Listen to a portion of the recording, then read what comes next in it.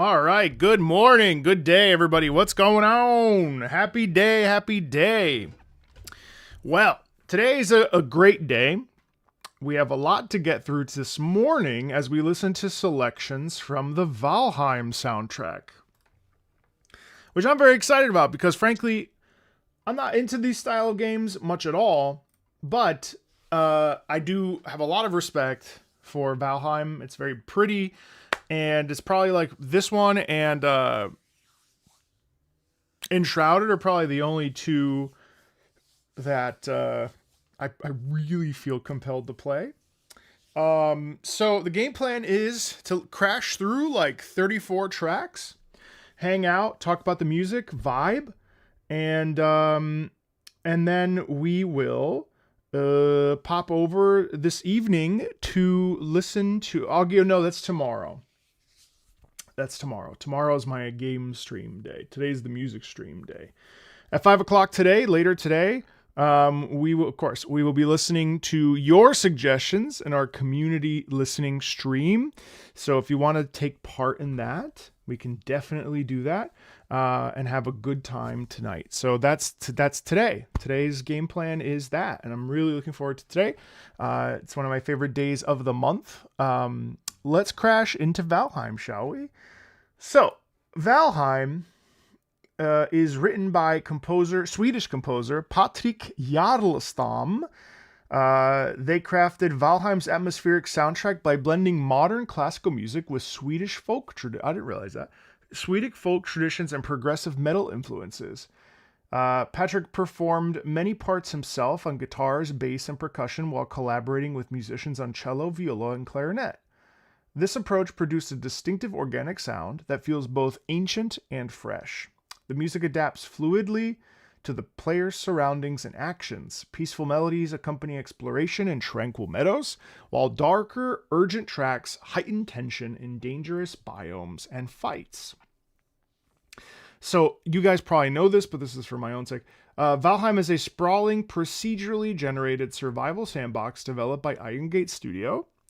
Players take on the role of the fallen Viking warriors sent to the 10th Norse world. There, they must gather resources, craft equipment, construct shelters, and sail the seas in search of adventure.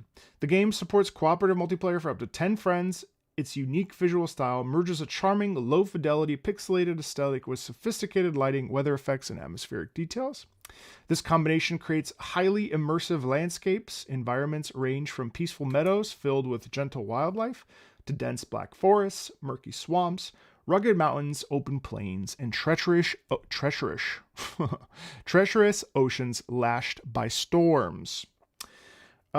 In the story, you embody a fallen Viking warrior chosen by Odin and carried by Valkyries to the 10th Norse realm. This drifting world, severed from Yggdrasil,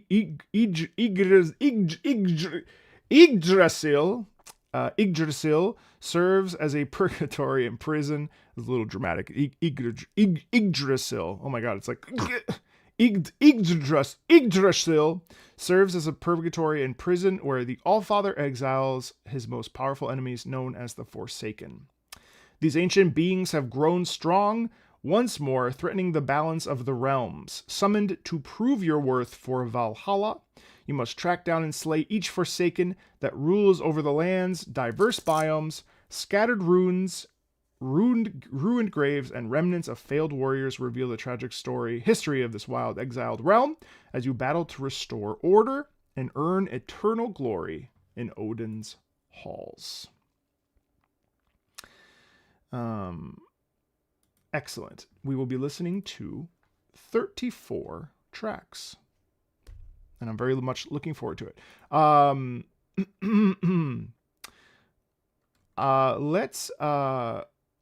Let's get started.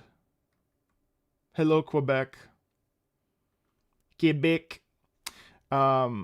Let's get started. So we've got a bunch to listen to.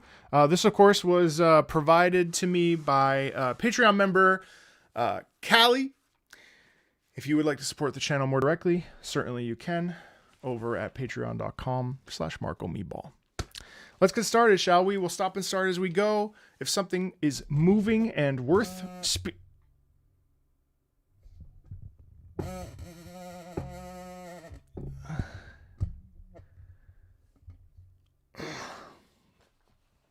Valheim's main menu music.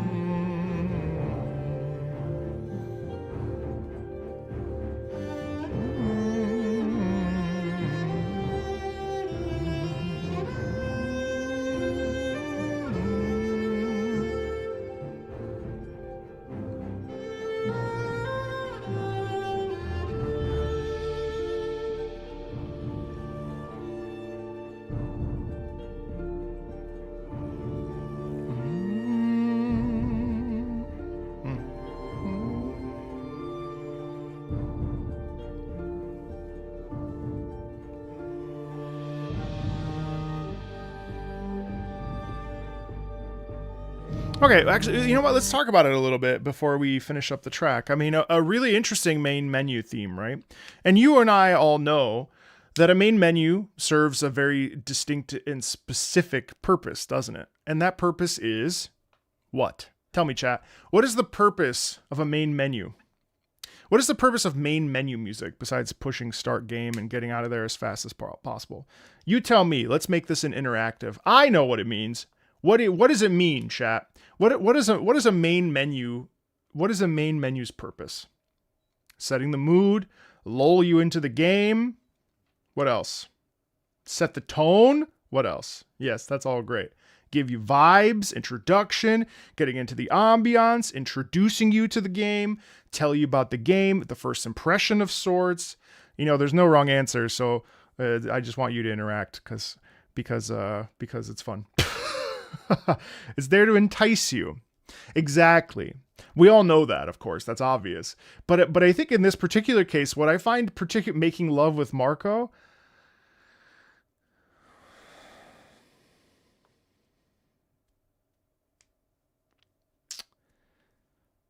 you know, you bring shame upon this house. It is 10:30 in the morning. I'm trying to engage you in meaningful discussion. And this man or person enters this space and suggests making love to me. A person they don't even know. It's sick! Disgusting! Oh god. That's a short.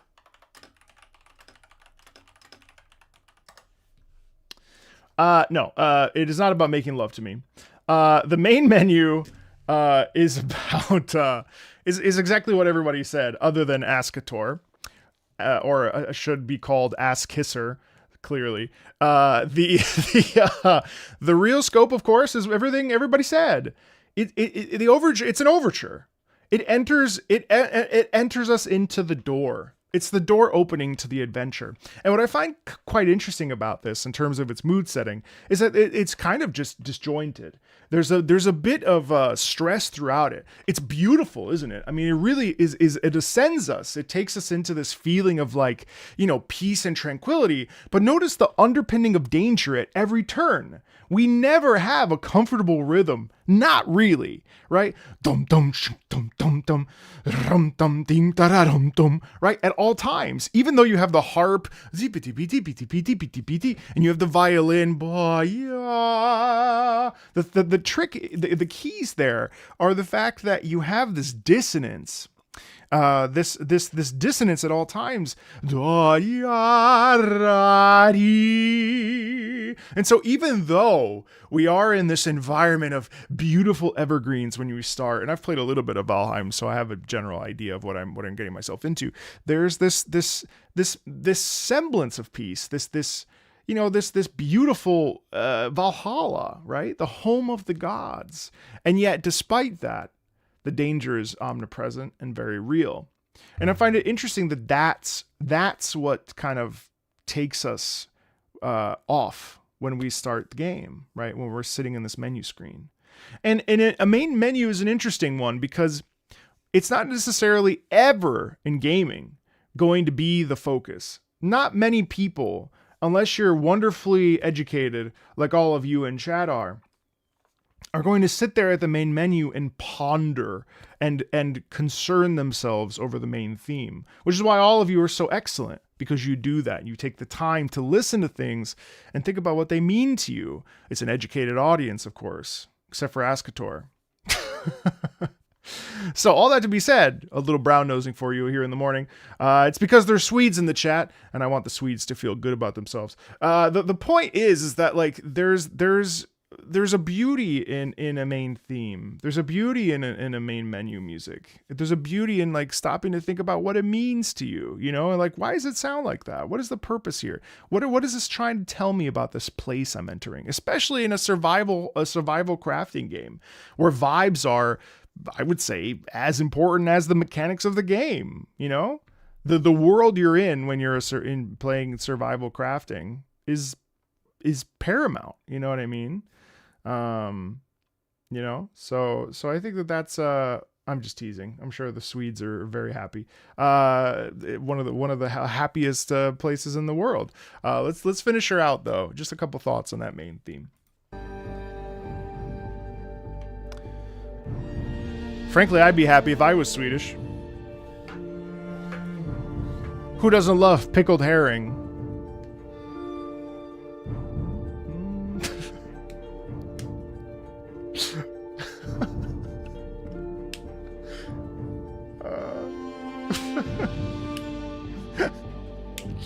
Crack myself up.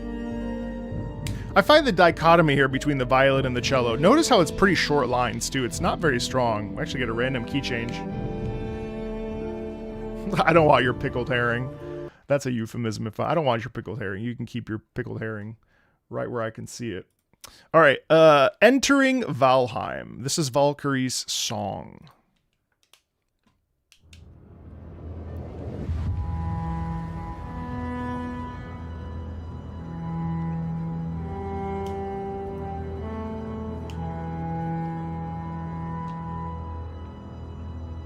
So here too, I mean, listen to how like tense that is.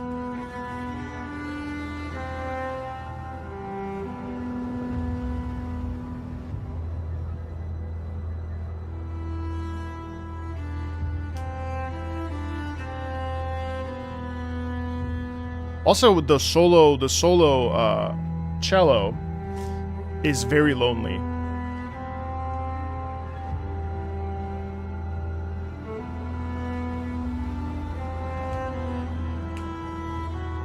And the raven brings us to Valheim or Valhalla or whatever it is in the storm.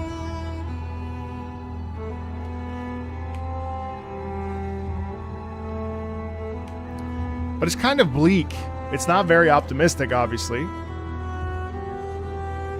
It's desperate. It feels as though you are forced to, which you are. This is your new home, whether you like it or not. And even that, I mean, let's talk about that. Do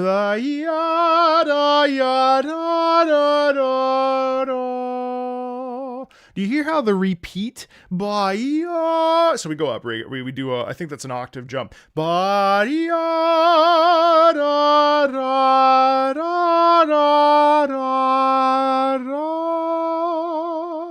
Do you hear how that's a distant memory of the past?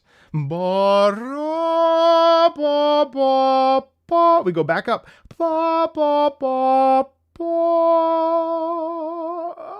We're reaching out our hand to our past life to say farewell to my family, farewell to everything I knew. Now I'm here on a mission from Odin himself.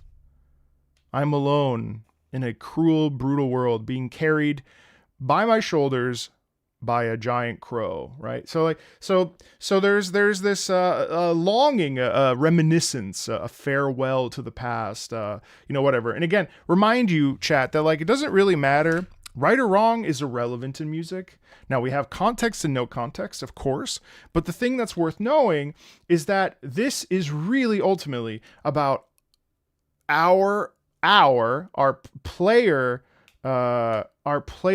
soul and how we feel when we connect to the gameplay and the music. So yes, context, amazing, great, important. You know what else is important?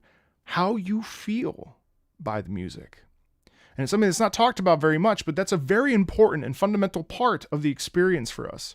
How do we connect to music, both in and out of context, so that then when we go back to context, we can attach even more feeling and perspective with our own lived experiences and lived contexts.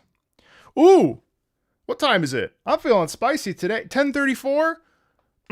I don't want to speak for myself, chat, but I'm feeling kind of, maybe it's that Sonic the Hedgehog deodorant I just got from Dr. Squash or something. I'm feeling alive. I'm dropping little nuggets this morning, chat. Ooh, I feel good. You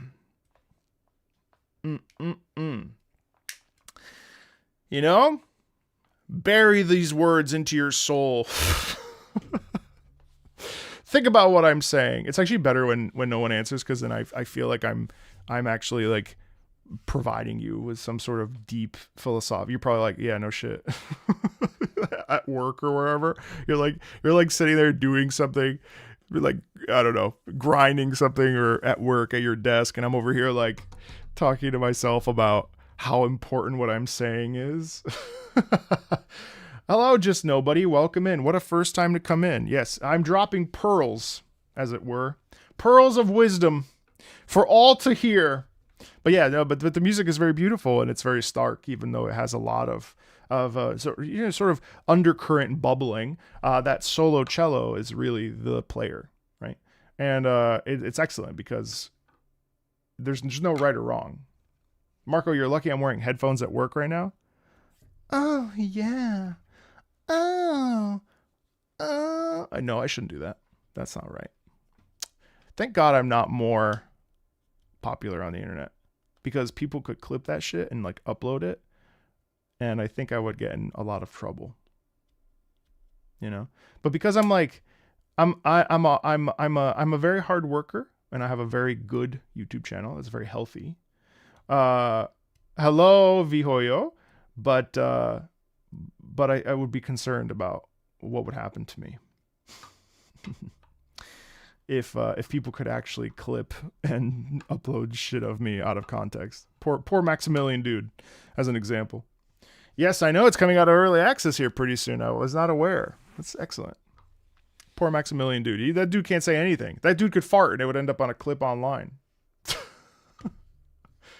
You know, I fart, kind of just disappear, you know? I like that. I like that. Meanwhile, I go to Best Buy. The kid fucking knows who I am. I'm like, oh God, please don't dox me. Don't dox me. You know, I go to the dentist. Oh, I loved your Undertale video. Oh God, don't clean my teeth. No, the dentist scares me. Don't clean my teeth. Hey, what do you mean? Oh God, please, I don't need to. Do not perceive me. I don't exist. Both of those things are true, by the way.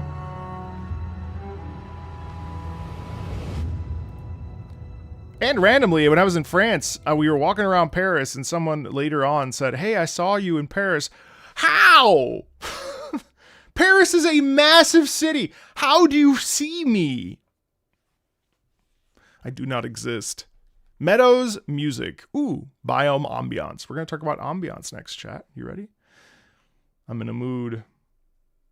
Hey, Motta! Thank you. You enjoy my musical POV? Thank you. Thank you. We're an emotions first group of people. And or emotions first person. Emotion, I think, is the most important part of music for me personally. You heard it from Nobuo Uematsu himself, chat. You don't need me to say it. If you've seen the Nobuo Uematsu video, he literally said it. He said emotion is everything. If I want to throw in a G chord, I will. But generally, it's emotion first. So. I want to be recognized a little bit. I don't want to be recognized not on my terms. You know, Final Fantasy VII fans are annoying. Indeed they are. I know. Listen, I'm okay with really cool opportunities, but I also don't want to be perceived. This is the inherent struggle of being a Virgo sun and a Leo moon. And those of you that are into astrology know exactly what I'm talking about, because part of me is really private and shy, and the other part of me loves to be the center of attention. How do you mitigate that? You saw Angry Joe at the Gothenburg airport once? That's crazy.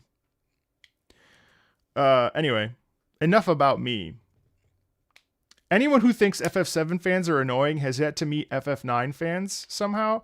Well, I mean, FF9, the greatest game ever made. So I'm not sure what you mean, because there's simply no competition. FF9 is the greatest game of all time. It is an all-timer. It is truly one of the best games ever made, and it's consistently better than FF7 in every single way. It's more interesting, more fun, more whimsical, more playful, more of everything. You're welcome. You're welcome, Nate, please. Is this rage bait? No, but Nate, please, did not know that I was a diehard Final Fantasy IX fan. So I had to set the record straight. I have to set the record straight.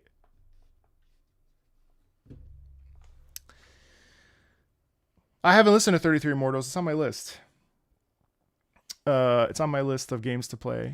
Final Fantasy Tactics is ass, but I'm not going to get on your case about it, John. FF7 Remake or Classic? Classic I'll accept, not this remakes. Hey, actually, I've been playing Remake. It's fine. It's not so bad. I don't even want to get into this. See what I mean? Fuck! It's always the same. Damn it! We're listening to Valheim. I need to put on the Meadows music. But your name is Nate, please, 543. Nate. Final Fantasy VII fans have harassed a girl on Twitter for 5 years. Yeah, and Aerith's dead. And she'll always be dead. So, she ain't coming back.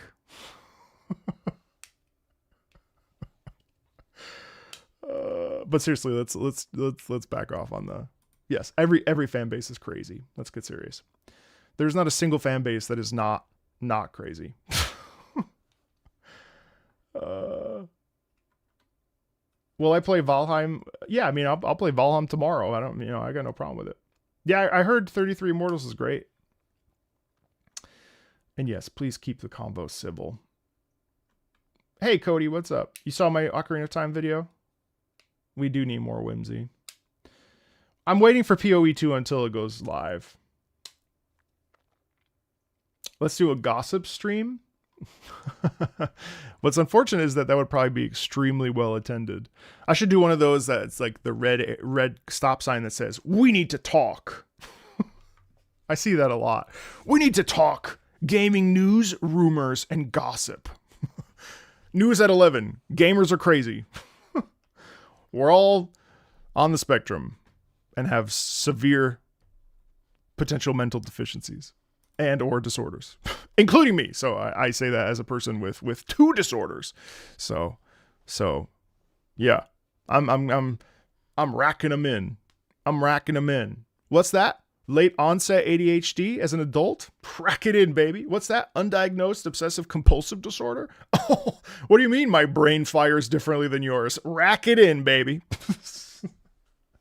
Rack it in. We're all a little weird. Anyway, Meadows music. Let's keep it going. How dare you derail me, chat? I'm trying so hard. We've only got 2 tracks in. You know I derail so easily. Don't do this. Don't do this. Don't do this to me and everyone watching. Don't derail me. It happens way too easily. Don't derail me. This is not a cry for help saying to please do. Just, all right, Meadows music.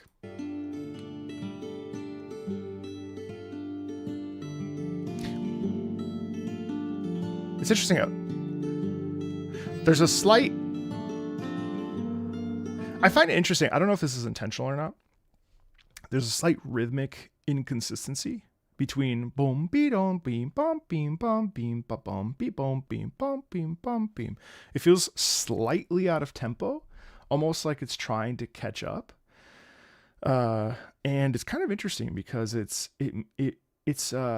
I don't think that's a negative because it meanders, right? It meanders around itself, which is really cool.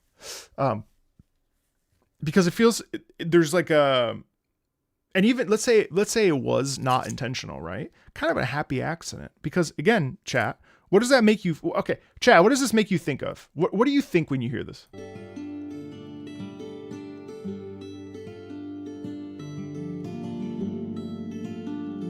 You hear how the guitar is somewhat the upper register, the upper part is slightly moving ahead of the left. And so the lower part is kind of trying to catch up. And so there's this kind of almost tug of war.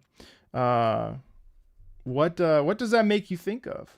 It sounds homemade. It definitely sounds homemade. Whimsy. It calms me. You want to hear this on a dulcimer? Yeah, that'd be beautiful on a dulcimer. 1000%. Wandering. That's very true. Actually, it's a great point. It does sound like wandering because it's like, oh, there's grass in the way. Thunk, thunk, thunk, thunk, you know? It's interesting. It's interesting because it's true. That's absolutely right. Carefree life. Do you notice actually, that's a great question. Do you notice what I'm pointing out to you? That the left hand or the lower register of the guitar sounds like it's trying to catch up to the right hand? Or do you not notice it? Or is it irrelevant? Do you think it's irrelevant? It's probably irrelevant. It's my job to point it out, though. You know? Breath, sitting in front of a chimney, carefree life. Hello. Hello, Jay. I think it's interesting that there's a little bit of a momentum push and pull. I think the idea of like tending is very interesting. It's okay. I almost yelled back. Oh, I like chat. This is fun. I like asking questions. I enjoy this. Ooh. A dance between instruments. That's a great idea. You know what? That's a great idea too. Yeah, absolutely. You wouldn't have noticed it? Cool. Playing multiplayer with a new player and trying to lead them to bass. What an interesting perspective. A new beginning music. Yes. It's like, come on, over here. Where do I go? And so there's a little bit of lag, but not a negative, right? Not an implicit negative. I like that. It's true. Yes. Well, we are a musically literate group of people, which is why we talk about music like this. I want to tickle your brain stems. I'm sorry, I got like 5.5 hours of sleep. I like fell asleep. You know what's weird? I am obsessed with Magic the Gathering right now, like badly. And I woke up at midnight and I was like, oh God, I gotta play Magic Arena. But I was like, I gotta go to bed though, because I have a big day tomorrow. But I want to play for an hour. And then I just sat there on my phone for an hour contemplating playing Magic the Gathering. I didn't actually play it. I just sat there wondering. Music and gooning are what we are best at.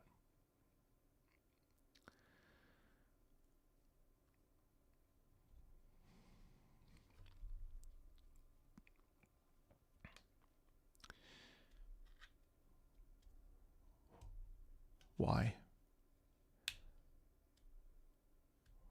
Why are you the way you are?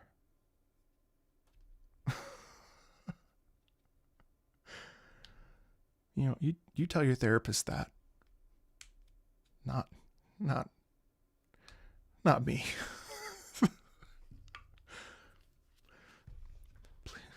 Your anonymity is oh, your anonymity is not safe here. Flying turn. All right, it's too easy. Yeah, Magic's fun. I'm really enjoying it. I've bought one too many commander decks already. I had my first commander playthrough 1v1 the other day, and I got just absolutely destroyed.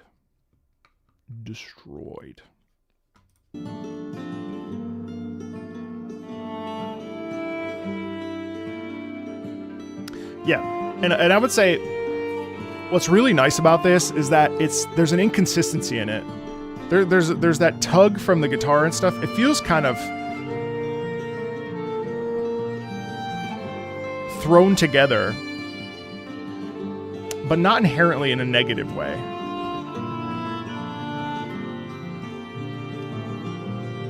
It feels like a world. It feels like a world on the brink. It feels like a world changing. It feels like a world shifting. Oh yes, I forgot this beautiful clarinet in here. Yeah, this is a sick lick. A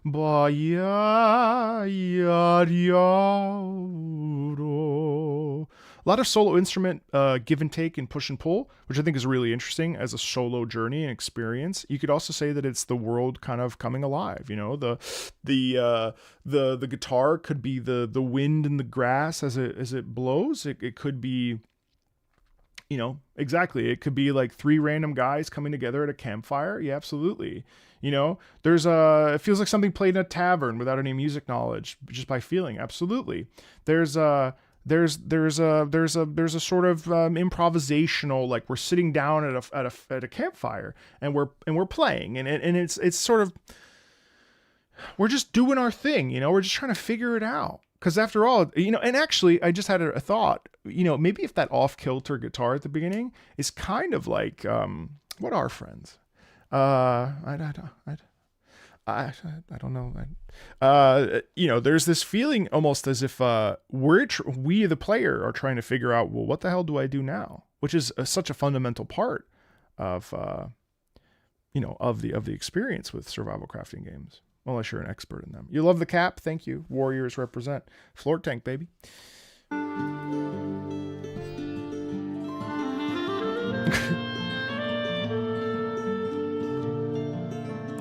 I love how, actually genuinely, hello!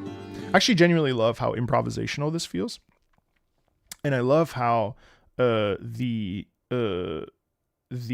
clarinet is actually kind of jazzy, right? There's a bit of a feeling there of like just trying to figure it out. And I think that's really interesting.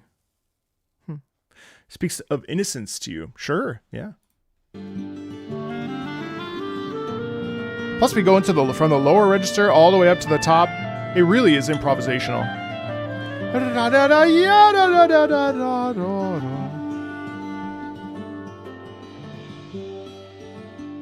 You have to build a shelf. Don't worry about it. Build your shelf. Everyone here is welcome. You don't have to engage, you know. Lurkers are appreciated. What is this floor? I am the floor, as I said yesterday in my friend's chat. Floor tank. Well, I am the floor.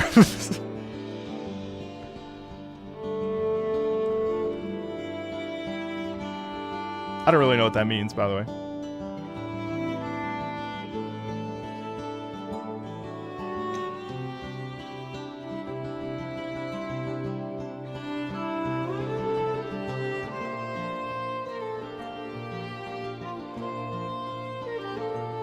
Even that, I mean, even that.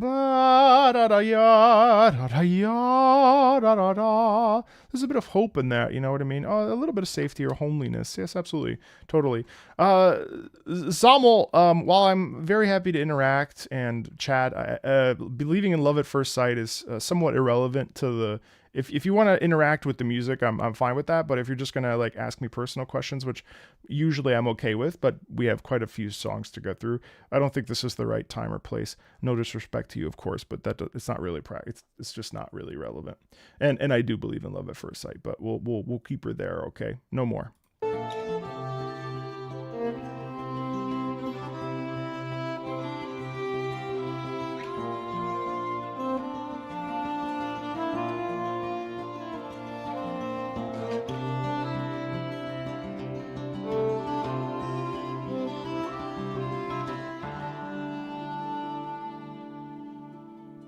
Yeah, I agree with watching the wind. Yeah.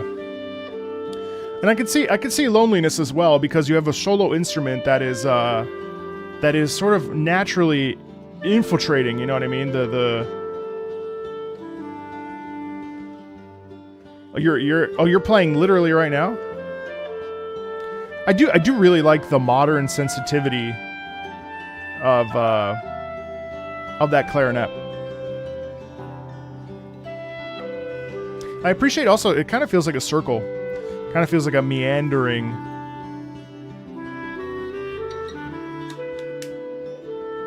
I can't believe it's been in early access this whole time. Is there going to be a lot of changes? See, even that. Yada yada yada yada. Really beautiful. Really beautiful. Listening along while I work. The benefit of swapping to a daytime schedule for the summer is that I can catch your streams. Yay! When I'm working nights, I'm usually asleep. Oh. Yeah. Oh, yeah. Well, that makes sense. Yeah. That's great. Happy to have you here. Sin Apex, Final Fantasy X. As I've heard the music with context of the world, I have a hard time resetting myself. I know. Isn't that interesting? I find it really difficult, whether it's anime or music.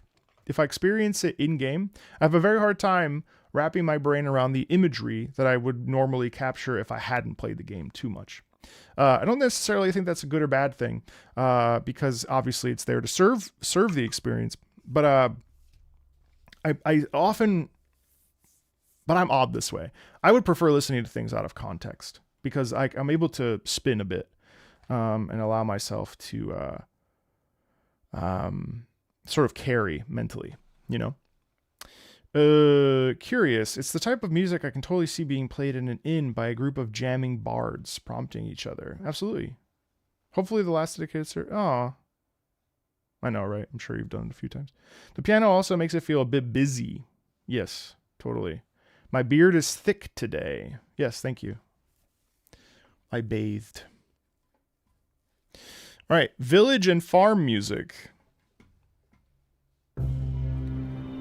Also, just for the record, I won't stop and start or talk even in every track. Just certain things that if something sticks out, I don't want to burn myself out, since we have like 34 tracks, and I'll get ear fatigue at some point. Just FYI, that typically happens to me.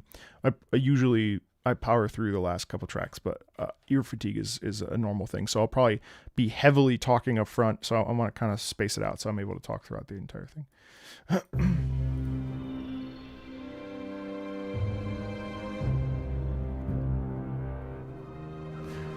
Interesting how the village and farm music is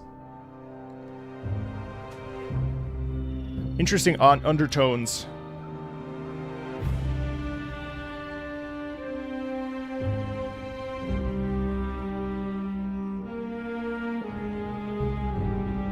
It's actually much more of a dirge.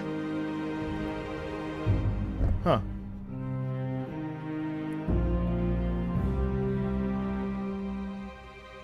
So it's a very common occurrence. I can separate music from the context even if I encountered it first in context, but I have a friend who cannot separate the context of VGM if she played the game.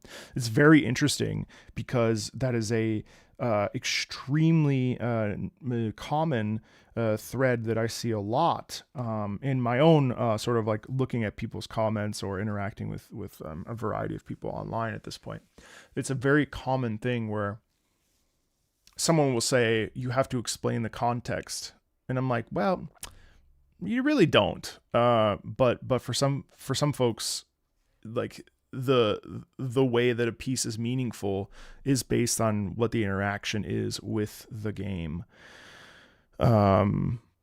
Which what I find interesting is that in my study of music and in my experience with performers and asking other musicians and so on and so forth, musicians, because we're learning pieces out of context and then applying the context and sort of connecting it to the, like, it's sort of like a puzzle piece.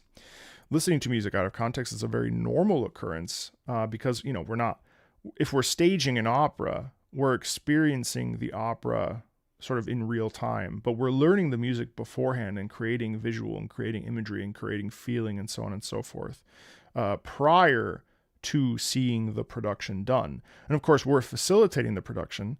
So if we're facilitating the presentation of it, it's different, you know? It's a different experience for the performer versus the audience who's seeing the finished product and seeing the story from point A to point B. Whereas we are seeing piecemeal the experience. So it's very interesting.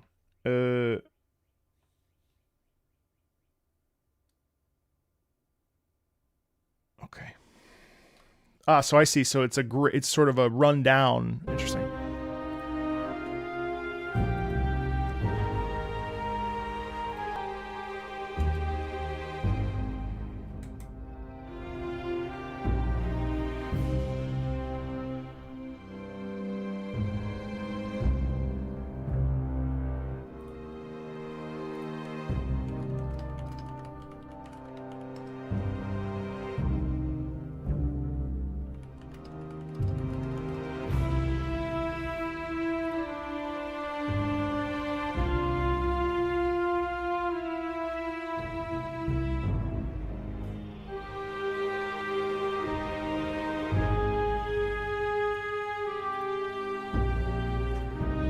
The lower drums are kind of interesting. Hey, Kyle. Oh, hey, Kyle. The hell? Bro. Aren't you on the West Coast? Pop it into my stream like this. You son of a bitch. You hear that low bass in there, Kyle? Whoa! Okay, so this is Elkthier music. Sorry, guys. Someone popped in from my former music school. Drop me a DM, dude. Be great to catch up. Elkthier. Okay, so Elkthier. I'm looking at a visual. Elkthier is an elk. Obviously. What the hell? Boop. Boop. Boop. Boop. Oh, you're in Cincinnati. Nice. All right, dude. I'll talk to you later. It's more like Eikthier. It says oh, it is. I'm sorry. I don't have my glasses on. It's Eikthier.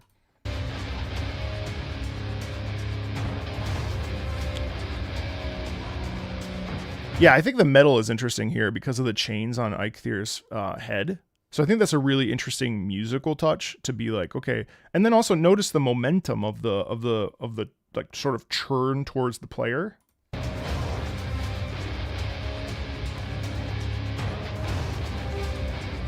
Hey, wait, chat. How easy are the mechanics of, like, I'm not a big survival guy. Can I like mitigate those, slightly turn them down, remove food and water necessity?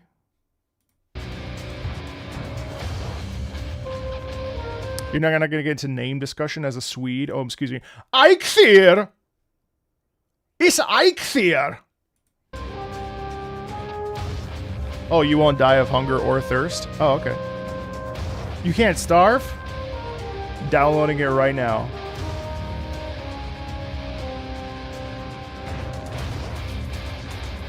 Oh, food is a... Okay, I see.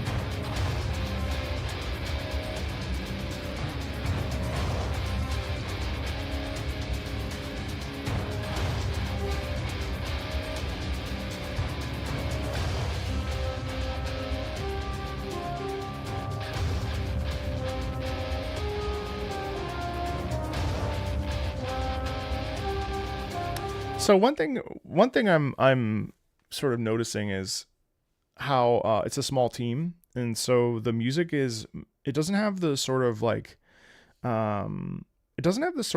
sheen where it's well produced, but it's not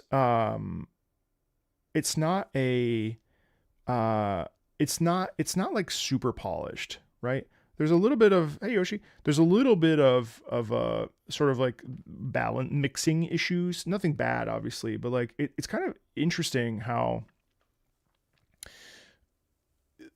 I'm only saying that because I'm hearing this horn come in, and I'm wondering what it means, because notice there's a ton of repetition and stuff, and it's really interesting. Deltarune today? Yes, I'm aware. I had a few Deltarune folks talking about the community stream saying I will absolutely not be attending, and it's like, well, not everybody plays Deltarune, and not everybody observes your religion, the religion of Toby Fox. So we will be having a stream as always, and if you're at church, just don't come, you know.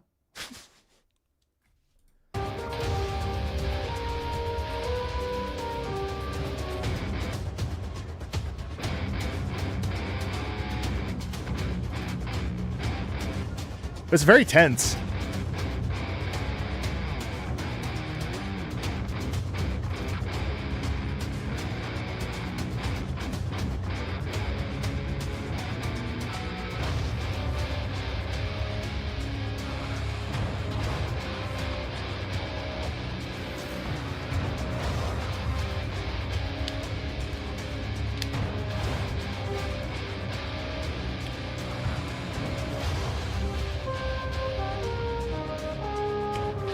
Well, and so I think like one of the reasons why we have that horn, now that I hear another pass of it, is actually because of the regality and the royalty of Eikthyr, in the sense that yeah, Hagrid, yeah, I know. In time. What I think is really interesting is that here we have this creature that is very, very, very classy and elegant and powerful, and I'm sorry for making fun of the Swedes. It's not. I'm just jealous.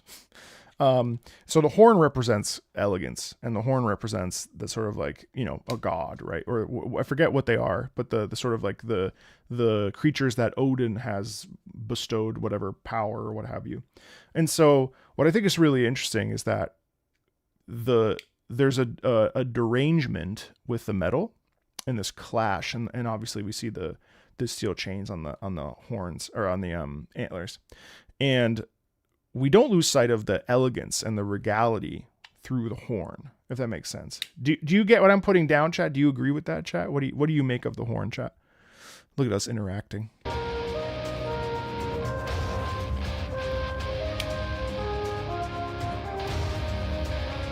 There's actually it's a little sad as well.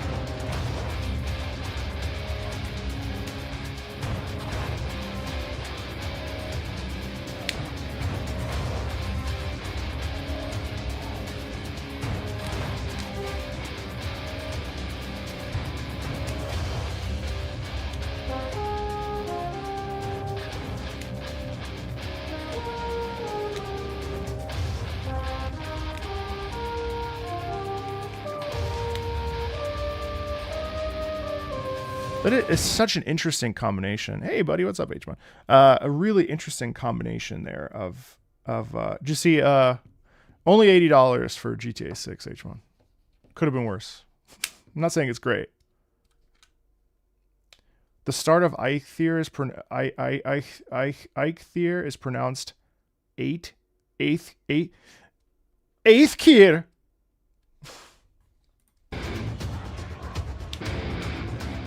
Really, Grump? Eighth Kier.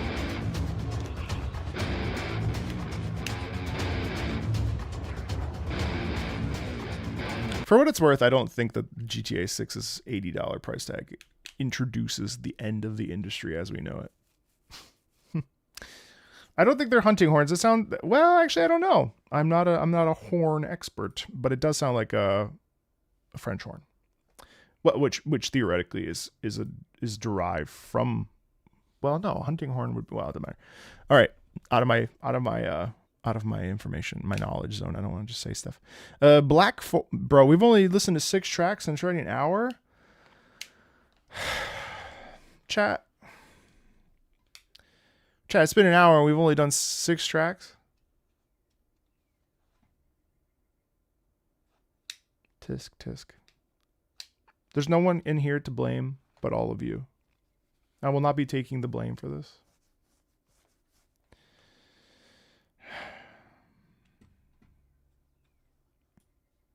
Unbelievable. What ice cream? No, I had Chinese yesterday. So I had no ice cream today.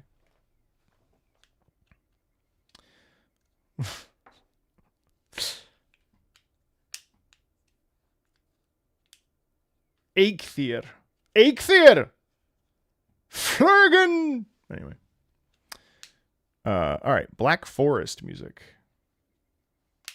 You just got here. I will blame you. It is entirely your fault. How does that follow? Chinese to no ice cream? Well, I'll tell you. I had Chinese yesterday. I mean, just chicken and broccoli and like rice. Oh my God. And a soup. Oh my God. Horrible. But I'm almost down 20 pounds. So if I have ice cream today, then I feel like I will continue. No, I didn't set my Ninja Creamy. Ninja Creamy is the truth. Ninja Creamy made me believe in God again. But just kidding. But I just can't. I'm almost done 20 pounds. Like I'm so close. So I feel like if I'm a little, you retain salt and stuff if you have Chinese, regardless of what it is. So if I were to have froyo today, I just think that's counterproductive.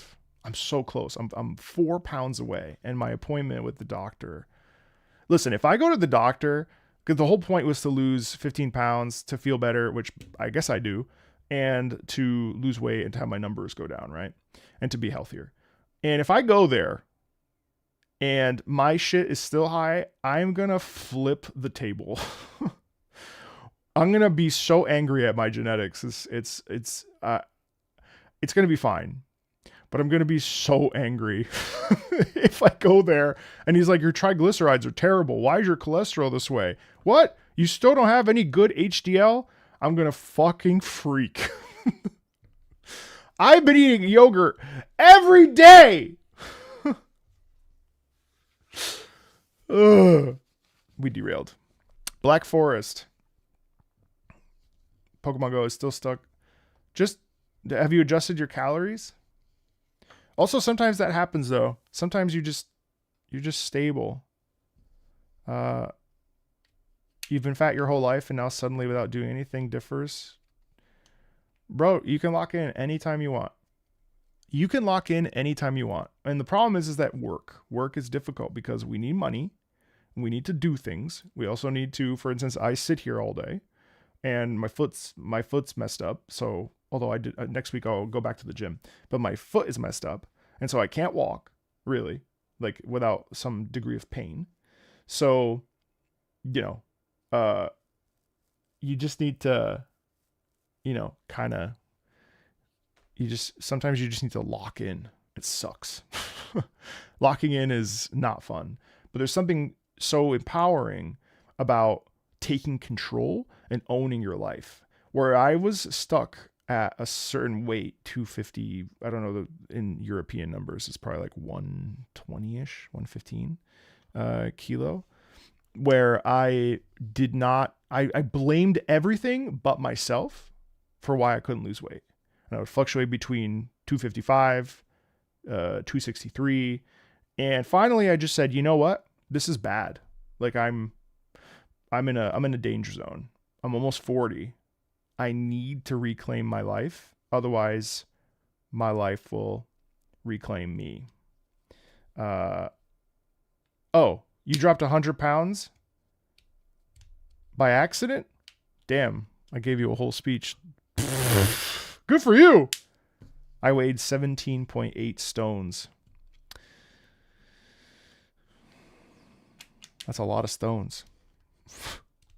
What kind of stones? Like this big? Like what? How? Anyway, Black Forest. It's bad, guys. It's bad. Whoa. Scary. What? I love that. Ra, ja, ja, ra, ja. I locked in. Da, da, da,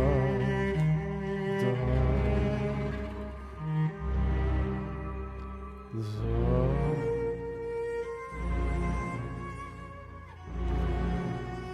So extremely beautiful, extremely tense. So I love the repetitive chords there with the strings, lower strings. Ra, ra, ra, ra, ra. As you enter into this abyss, essentially, it's very Nietzschean to me. It feels like if what happened if you stare too long at the abyss stares back at you. You know, it's the same kind of vibe to me.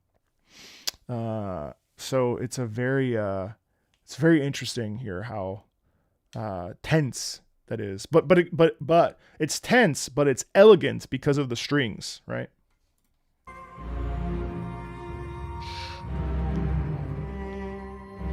I do appreciate the solo instruments here.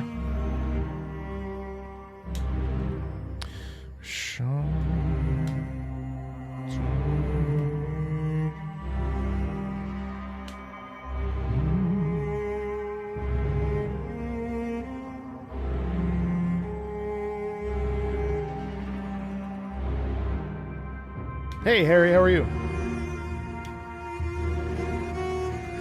So we're listening to selections from, so we may not listen to the entire thing. 30-ish tracks.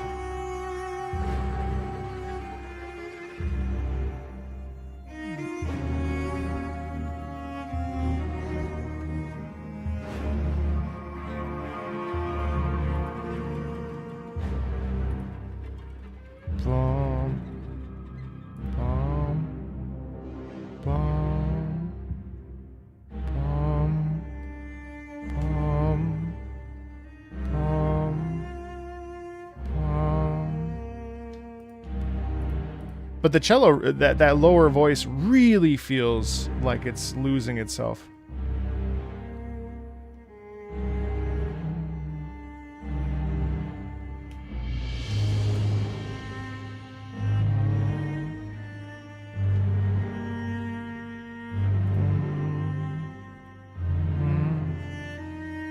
It does feel like a funeral as well, yeah.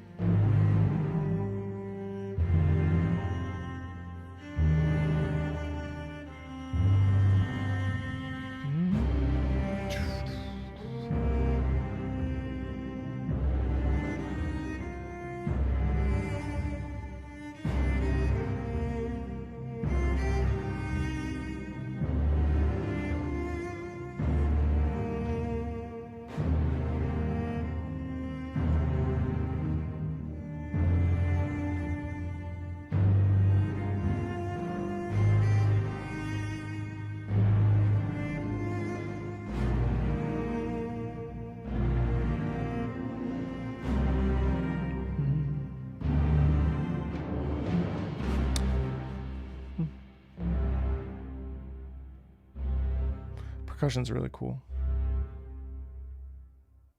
Huh. I really dug how dark that was, and how it really felt like you were going and launching yourself into death. Oh, a troll. What? Hell no.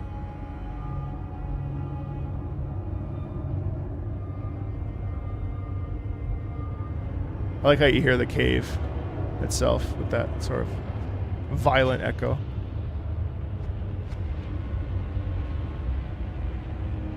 Yikes, that is scary, bro.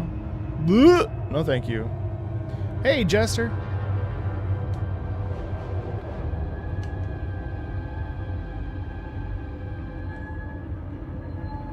Oh, I see it. It's right there.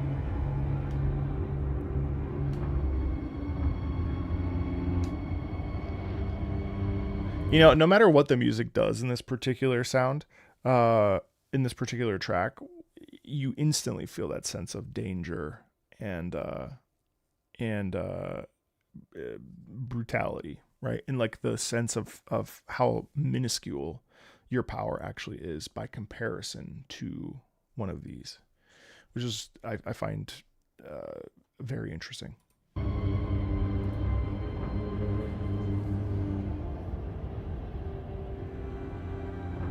Because it's a bubbling drone of fear.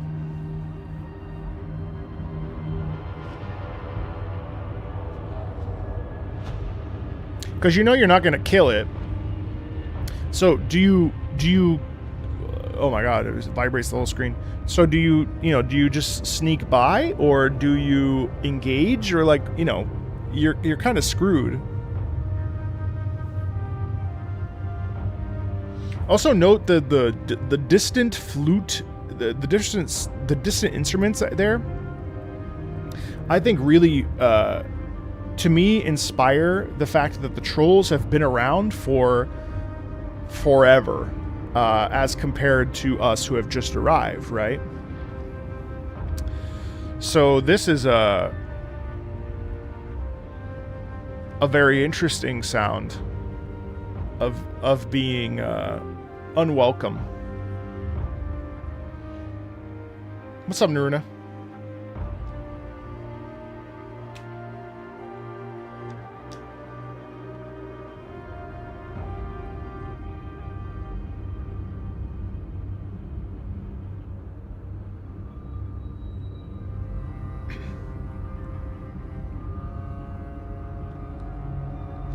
Where do you restart when you die? Do you restart at the monolith with at the very beginning of the, like, do you have to like put down a waypoint, or do you always restart in the forest? It's wherever you make your bed.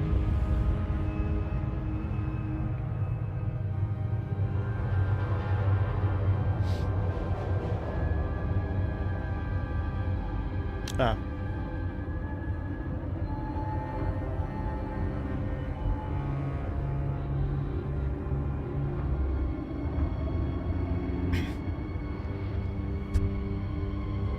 And how far is a cave of a troll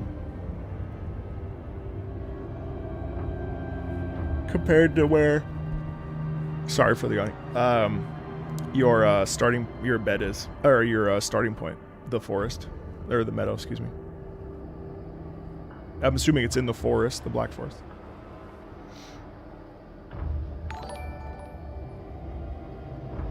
What's that? How come I can't see the notification? Thank you.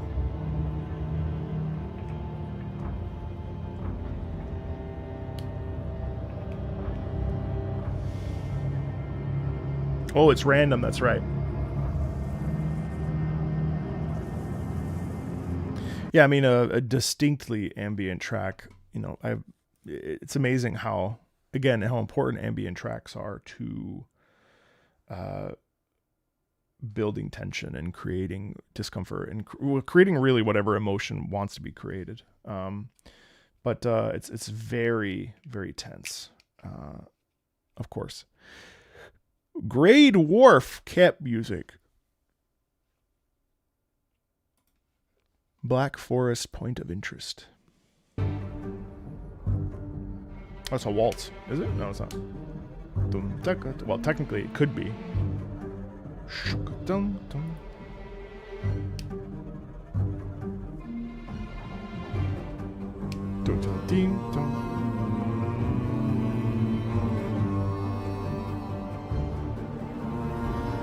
Hey, LaBelle.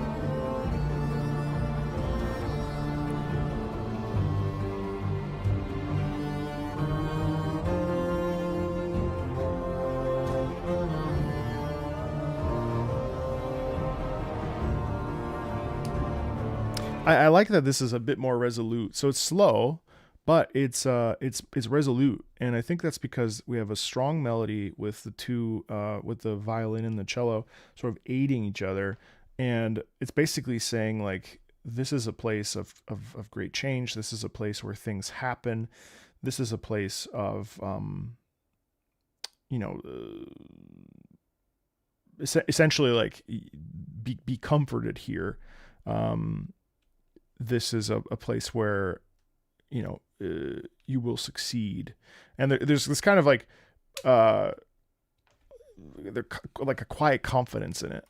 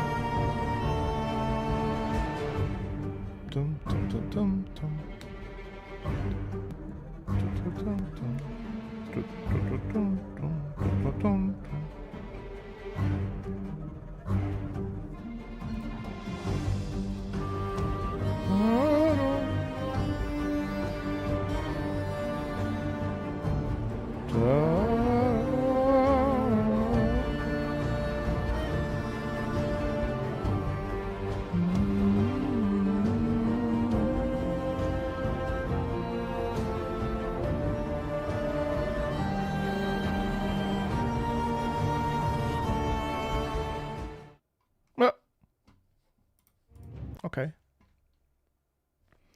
Yeah, that's a really nice piece. It has a lot of substance in that. It feels like it's guiding us. Sort of, we're finally starting to like claim our own space and claiming the confidence. Grey dwarfs are enemies in the encampment themselves as the runes. Oh. Grey dwarf isn't what you'd actually expect from the word dwarf. They're pure malice manifested from the rotting vegetation. Okay, wow, interesting. All right, so I had a totally different read on it, but it's interesting how the music had me infer, like confidence and optimism and like a growing sense of stability, whereas it seems like it's the opposite. Ruined stone tower music.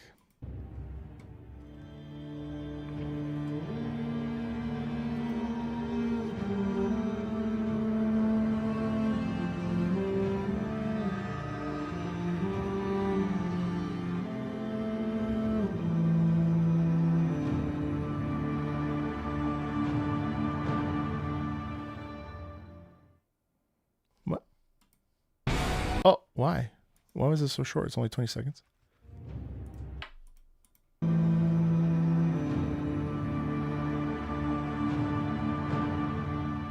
do like the timpani in that.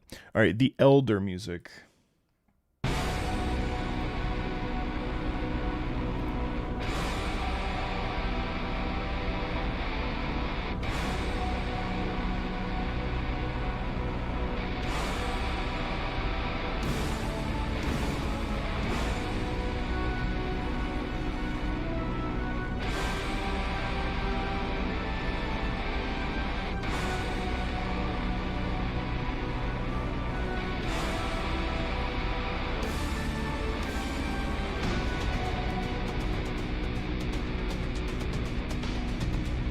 Nice, Ruben.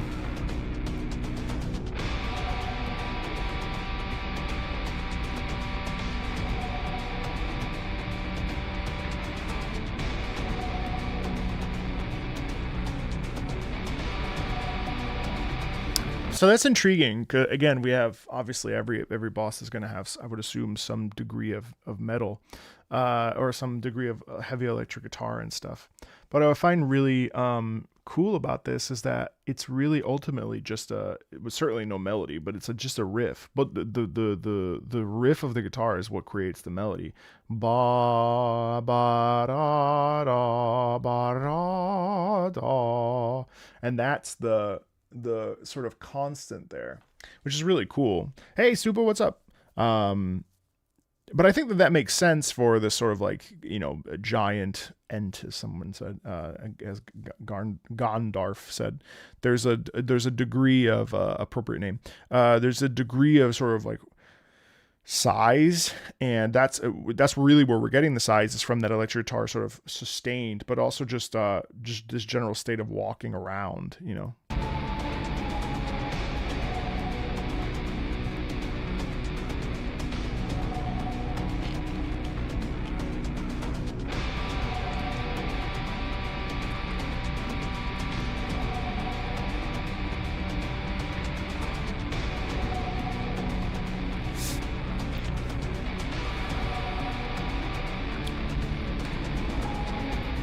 Damn, do I want to open up this Swiss chocolate right now? I think I kind of do.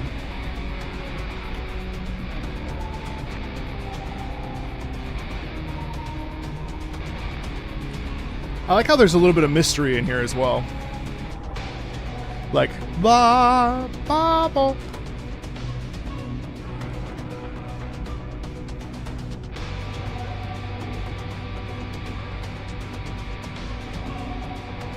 See, and then there's where you get the desperation. Mystery in the chocolate. Well, that sounds like sounds like something you'd get a colonoscopy for.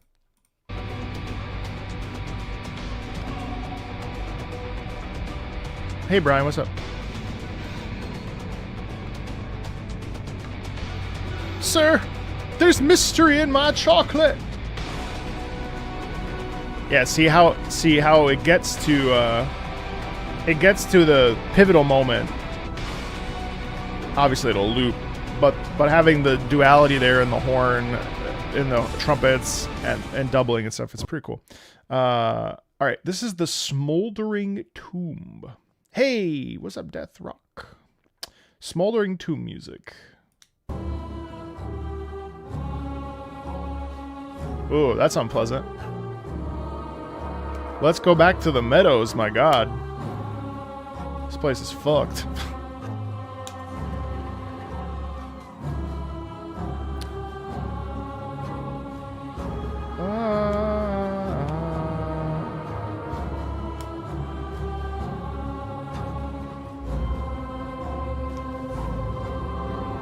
Again, right, like we hear that negativity, if you will, this sort of, not negativity, but like this darkness. And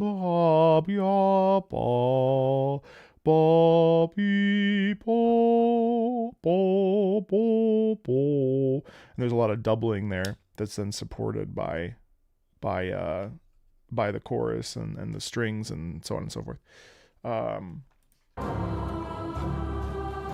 You see how dum da da dum da da dum da da dum.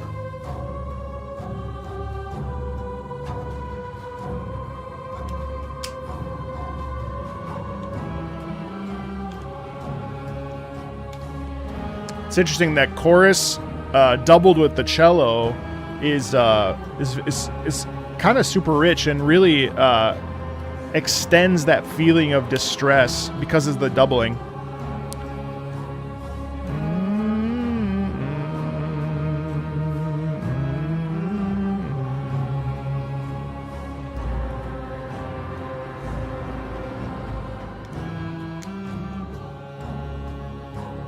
But there's this ticking clock at all times.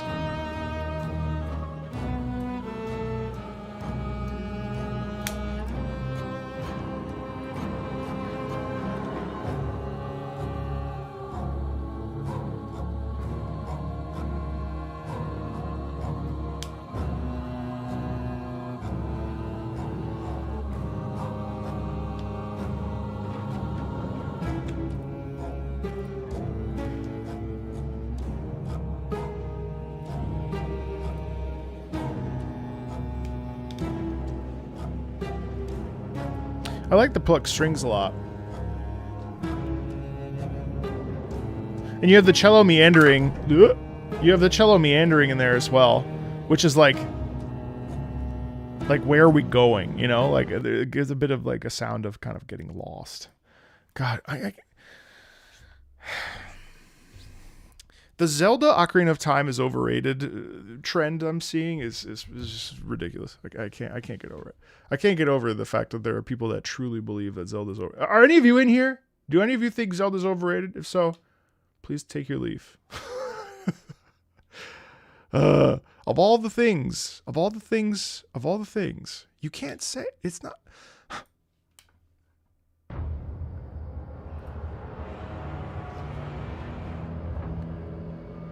I know he had a lot to say. Ooh.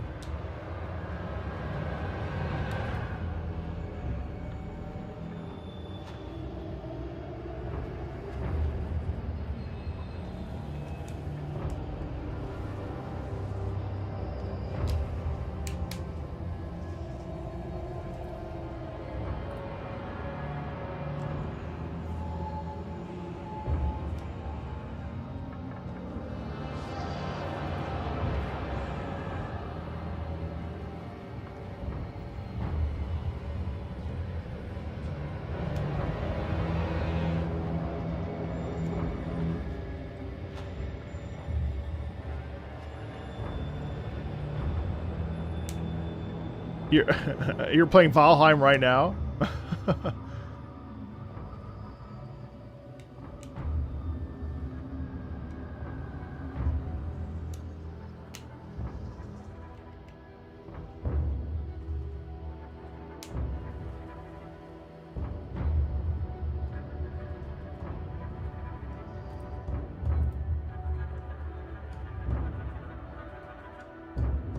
Oh, I think it's overrated too.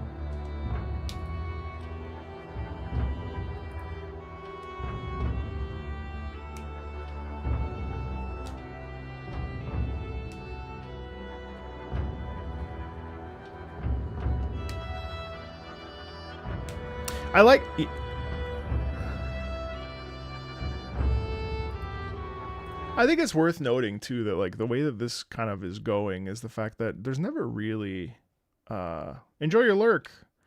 There's never really like the sense of tranquility. I mean, the meadow has tranquility, I would say, but by and large, like we're kind of entering into a very beautiful but bleak world, and that's really what ends up kind of coming in.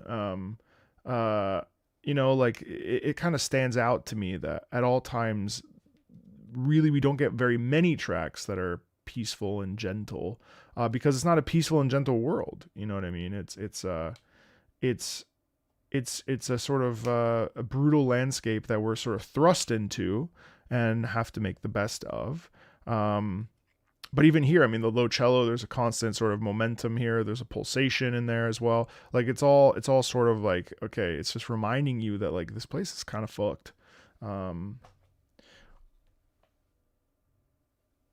Oh, I forgot that sorry, hold on. Let me, I always forget my chroma key. I didn't even see it. Loop, loop.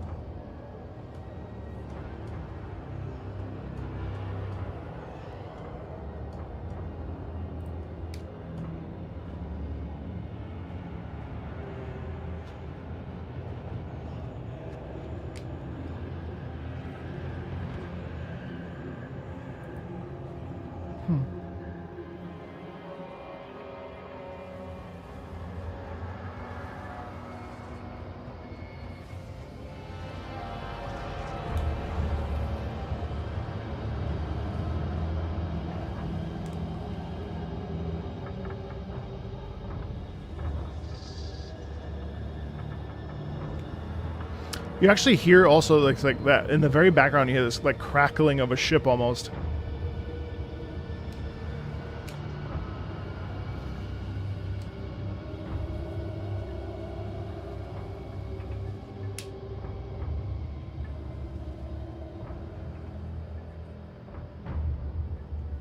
But again, a slow drone, or not a drone. I'm sorry, it's a slow sort of. Well, I guess there is kind of a slow dirge, a slow drone.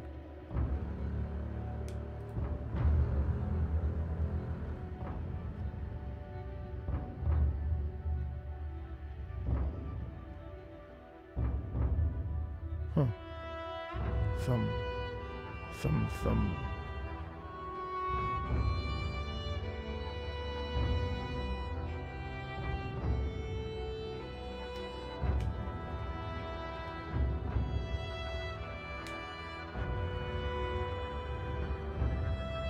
See, that's the sound of us.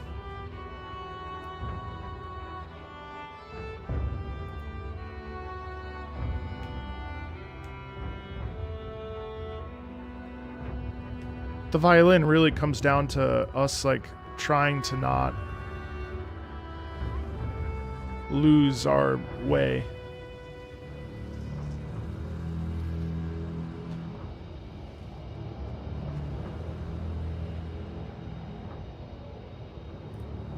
And then you get this study.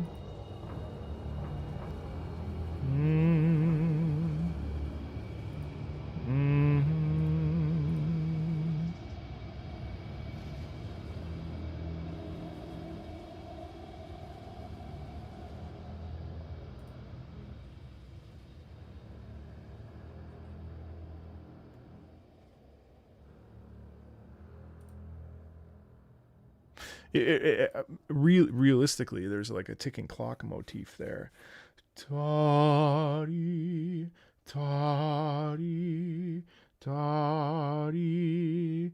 Hey, Bizarro, what's up? Thanks for that 5-stream streak. That is nice. I appreciate that. Bone Mass music, Swamp Boss Fight. Shit. Oh, no metal guitar, or no metal guitar. That's cool. Oh, wait, there it is.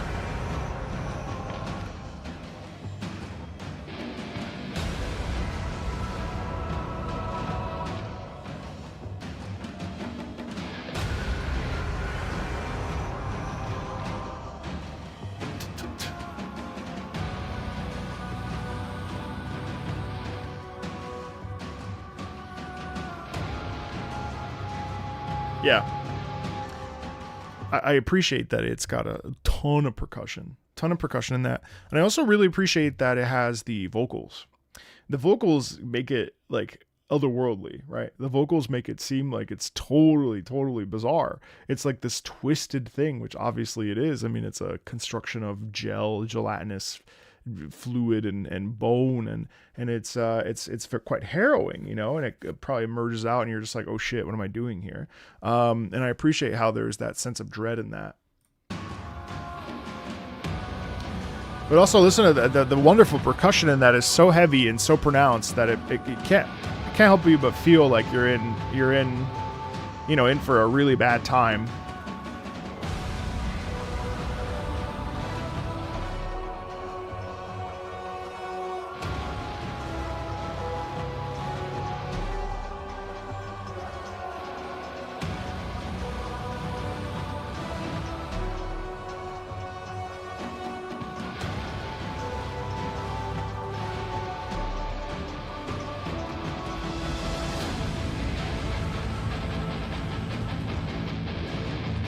Dun dun dun dun dun dun dun dun dun dun dun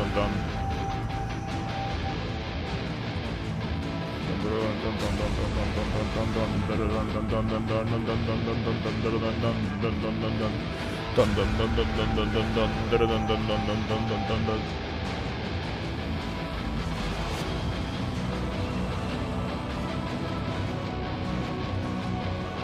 Interesting horns, trumpets there for just to kind of pop out.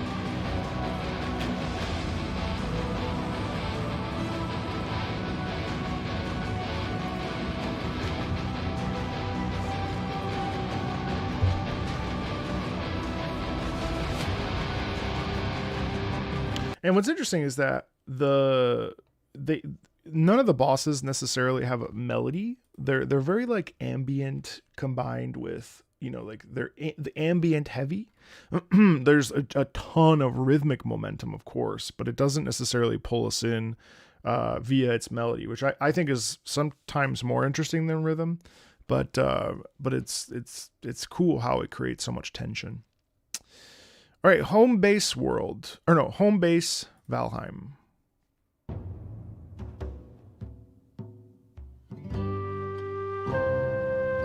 Hey Finn, what's up?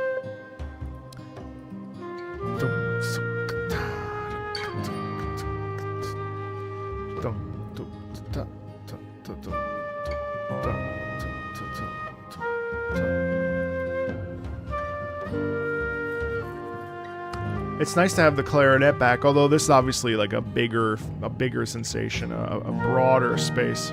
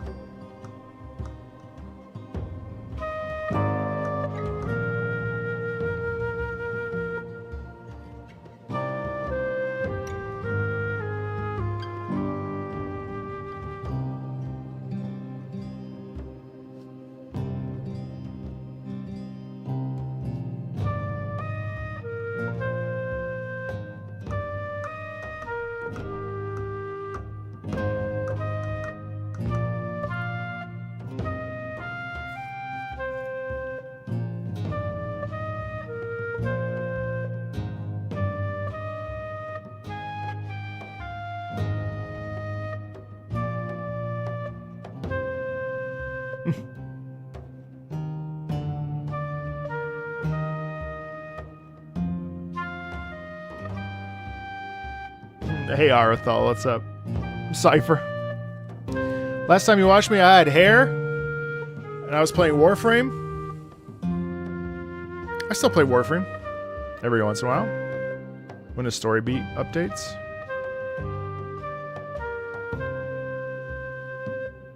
And no, I shaved my head because I didn't want to take medicine for my hair, so I just said, you know what, screw it, let's go in and just get rid of it, because why not? Let's see what it looks like. And then it ended up looking good, so I decided to keep my hair this way. Yeah, that's why I shaved my head. All right, let's keep going. I appreciate so here what I think is really interesting about this track is the percussion.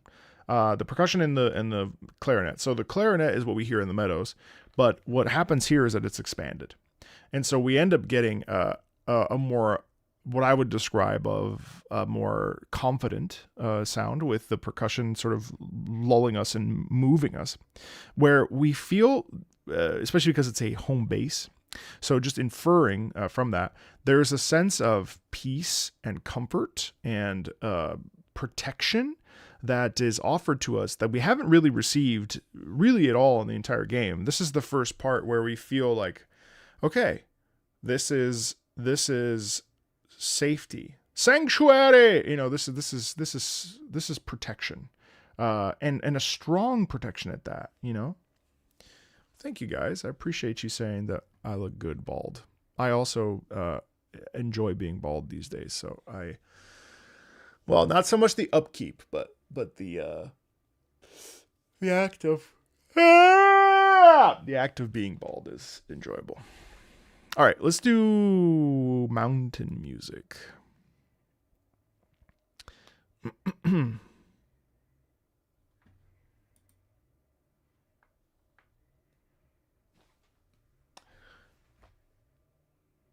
I looking at?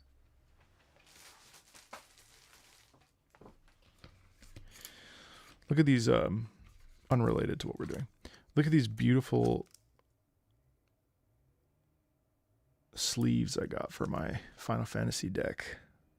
My Limit Break deck of a Commander. Isn't that nice? What sucks is that these days I have to like look at something to make sure that it's not AI.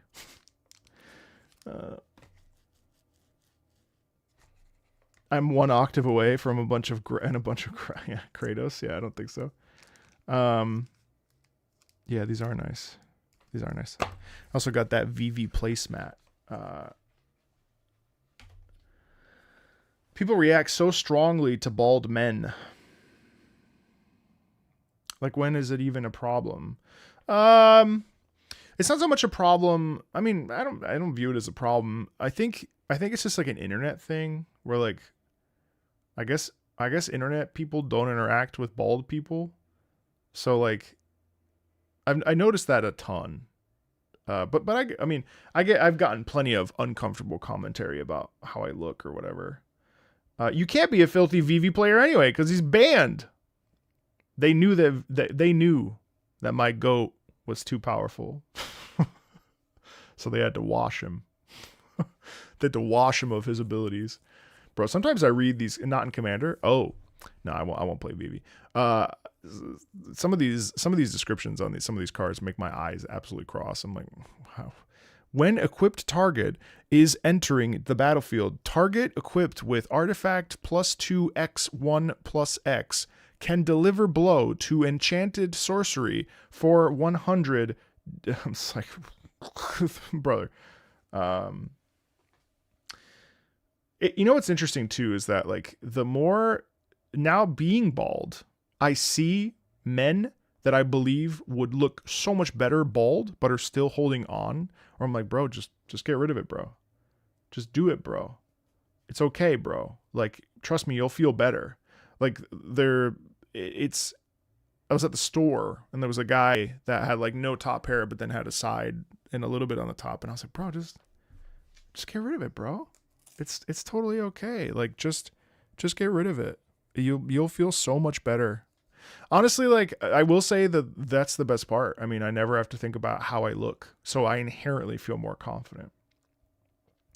I will say that. Like, when I had hair, now I miss my hair. I like my hair. I enjoyed my hair. My hair is beautiful. I really like my hair. The problem is that the front part, because I had certain patches that were starting to thin, what ended up happening is that I was constantly adjusting my hair so that it wasn't noticeable that, hey, Humble, that I was losing it. And so what that ends up doing, actually, and this is for all my guys out there, is it starts to create in a sort of very, very, very, very subtle lack of confidence. It starts to create a subtle sense of insecurity. Whereas if you just let it go, then you don't even have to worry about it because you are what you are, you know? Like, at that point, it's irrelevant. I've written a poem to ask a girl out so I can send it here and you can tell me if it's good or not. No. Good luck, though. Lots of luck. Lots of luck to you and that girl. I hope that it goes well, but this is not the time nor the place. With respect, of course. And just to be safe, have a good one. And now I get to have a shit ton of hats. And they all look good. So, you know, with all respect, like, if you guys are holding on, sometimes you just, and I needed a lot of push. I swear to you, the day that I got it done, I was like, oh no, my hair. But it was worth it in the end. All right. Mountain music.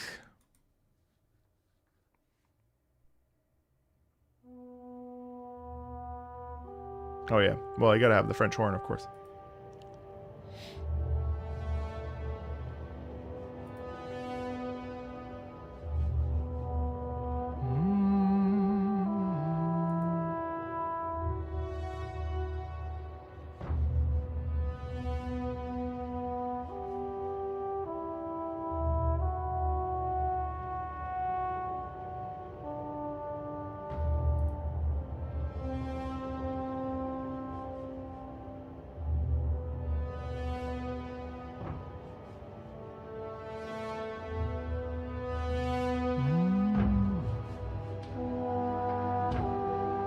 Yeah, it's a mental game. It's okay. I like how it builds, though. This is very nice. Listen to that wonderful crescendo, my gosh.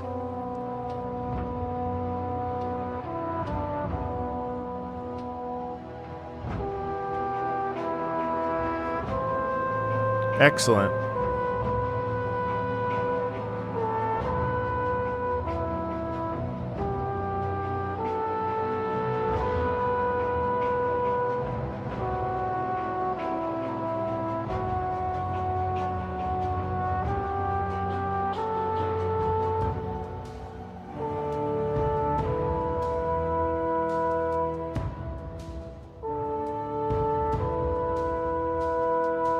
There's magic in that too.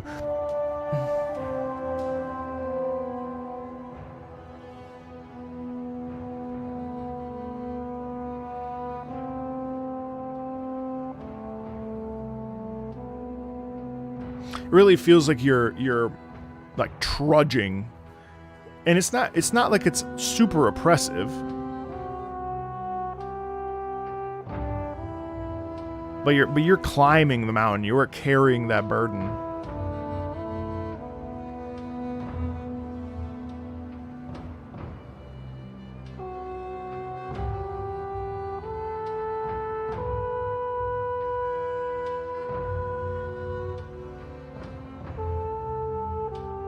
You know, you have the pelt on you, the garb, and all this stuff, and you're just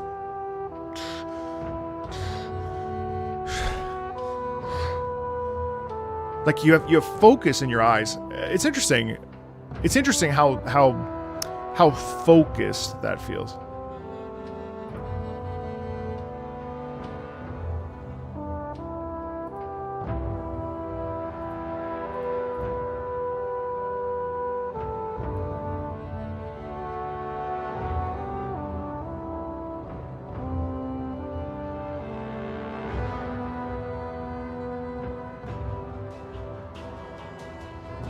Yeah, and you can even hear it there with that momentum.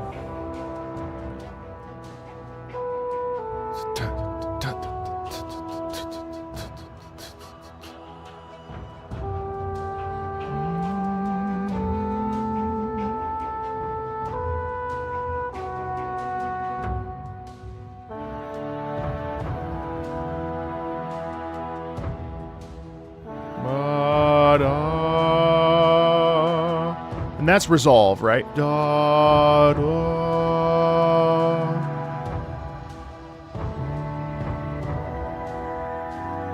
Yeah, I'd say this is my favorite track so far by far. This one in Meadow, but that's the kind of person I am. I mean, I like Determination, and I really like Meadow.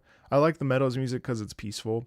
Of the tracks we've heard so far, you know, I really like these two the most. I mean, these are tracks that I could imagine putting on for hours or even sharing with a non-gamer. Although I think that they might be like, well, yeah, blah blah blah blah blah. You know, I don't know that they'll necessarily be compelled by this music, but I do think that it's a great showing of like what good ambient design can be. I mean, I think all the tracks are really good. Black Forest was also another highlight, but this one's the one that's sort of stood out the most as like extremely compelling. I really like Meadows. All right, Abandoned Cottage music.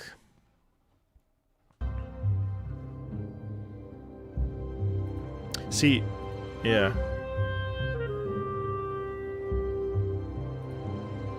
Ba ba ba ba ba ba.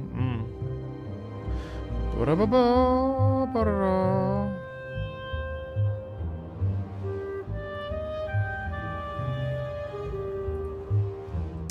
Bob, huh?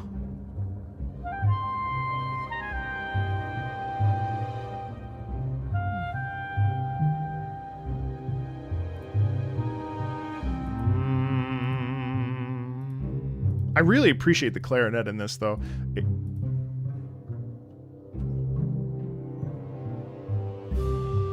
Summer sale begins tomorrow.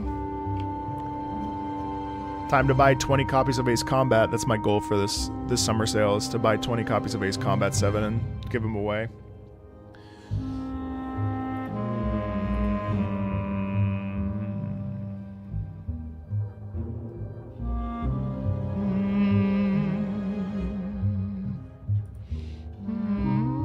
Well, the sale will go on longer than a day. You'll be all right.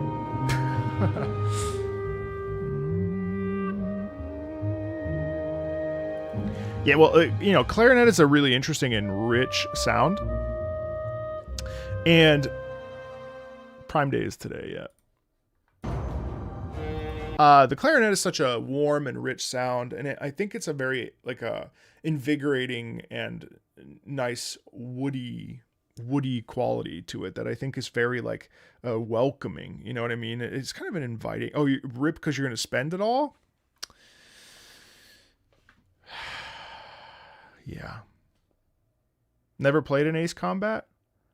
Oh God, please play it, John. John, at this point you're a regular on the channel. You're always around. You know how good Ace Combat is by this point. What's up, Hydro? The woodiest of wood instruments. You know, of all the wood instruments, I think the clarinet is probably the one most likely to give morning wood.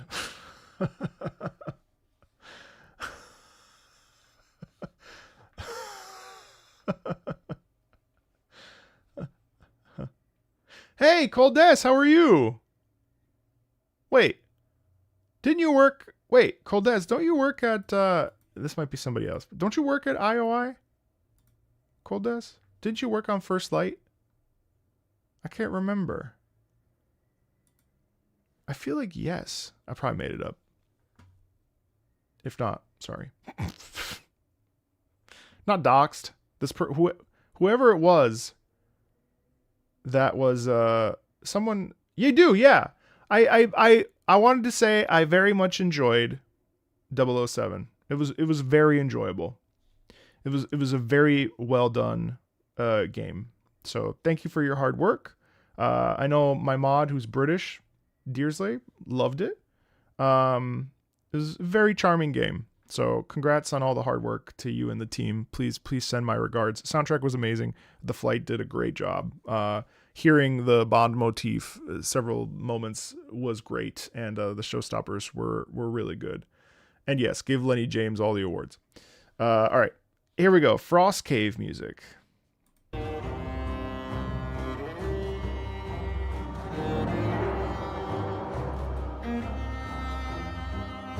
Yeah, you're welcome.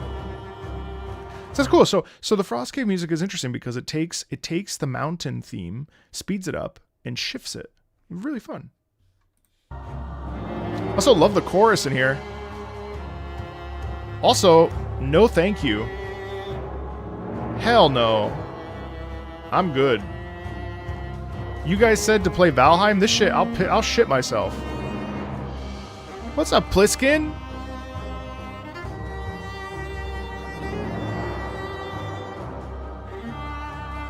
I love the choral energy in that.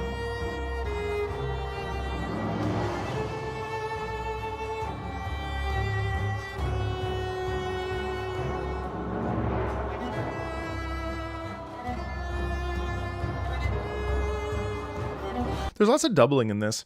I'm noticing that, and I think that's great. I think like doubling is such a valuable tool in a composer's toolbox. I think to not only fill out something, but also to scale it, so it has a bit of intensity in it, and it sort of re-emphasizes and prioritizes the like sort of like the intention of the music, which is obviously tension and fear, and also like what the hell, you know, really that's the key word, the key phrase for me is like, what the hell is this, you know what I mean? I don't need to be here. This is bad. And you really get that with that wonderful choral background kind of pushing forward, and it's great. Yeah. Coldes, did you know I'm a huge fan of Hitman? Did you work on Hitman at all? Did you work on Hitman well, any of the Hitmen? Did you work on Hitman World of Assassination? Did you work on Hitman Absolution? Did you work on I don't think I've ever played Blood Money, but I own it. I should play it. I love Hitman. Hitman's one of my favorite games. I've enjoyed, I mean, I won't say I've like done everything, but episode 1 and 2 of Hitman World of Assassination. You joined in 2024. Nice. Okay. dang though, Hitman is the GOAT. What an incredible series. What's up? Yo, did I know that yesterday was Sonic's 35th birthday? I sure did. What? Remaster of Blood Money's coming? How do you know that? What? How did I miss that? I'm one of the people that like Absolution, which I know is like a hot take. I thought Absolution was great. They're doing the trilogy? What? You didn't play Hitman before you started IOI? I saw the trailer. Well, I skimmed through it. What? Remake? Oh, remastered. Oh, June 5th. I missed this. Sorry, guys. 1 second. Classic Hitman Trilogy coming in 2027. Hitman Classic Trilogy Remaster compiles and refreshes the original 3 Hitman games, Codename 47, Silent Assassin, and Contract. Oh, Silent Assassin? 2027. In partnership with IOI. Players will be able to switch to at any time between updated high-res graphics and the original presentation. Oh, a la Halo Combat Evolved. In 2000, the first ever Hitman game. Wow. Oh, you know what's coming in the mail today is Splinter Cell, Chaos Theory, Pandora Tomorrow, and the first one for that backwards compatibility with the Xbox. Very excited. You sidetracked the listening stream. That's right, but it's because I was actually thinking about you several times while playing through 007. And I was hoping that eventually you would pop into a stream so I could say thank you, because I very much enjoyed it. It was really well made and just great. So, okay, Motor Music. Sorry guys, we have a celebrity in our midst. What am I do? Not talk to the game dev? I gotta talk to the game dev chat. Gotta say thank you. Motor Music, Mountain Boss Fight. Oh, best tutorial section, hands down. Hands down. Motor Music. Holy shit. Oh, see, I like this.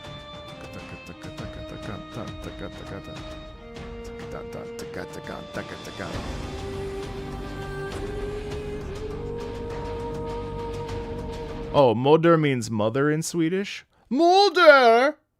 Mulder! Mulder! Mulder, get me the herring! Right? I love the Swedes. Ah, so that's why we have the female vocals. That makes sense. Isn't it cool? She goes, ah, yeah. She switches to the ah vowel, and that has much more like brutality in it, and a lot more like sort of an awakening, and looking at something and being like, almost with reverence, but it's dangerous reverence because of the rhythmic momentum in that.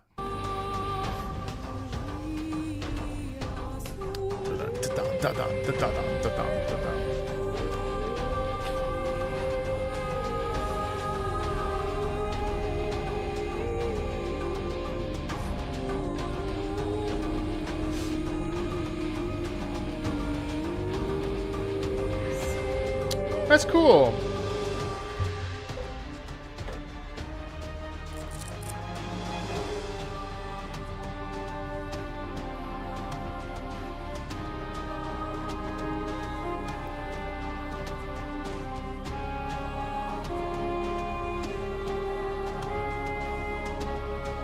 It's nice to have the chant in the background as well.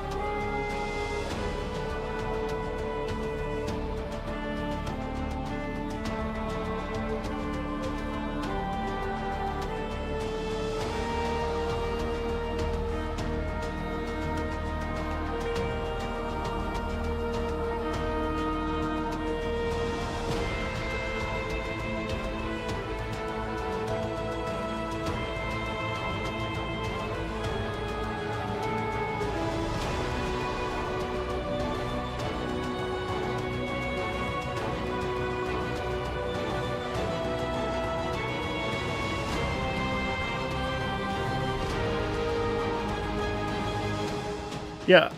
Ooh, I like that end phrase. That end phase is amazing. I like how this very much feels like it's inviting, this sort of the reverence for the mother, and also the danger and the fear that obviously the mother will, because obviously she's powerful and will destroy your, like you're saying, destroy your bases and your, you know, just she's there's agitation in that and angst and there's beauty, and at the same time you don't want to get too close because it's actually scary and fearful.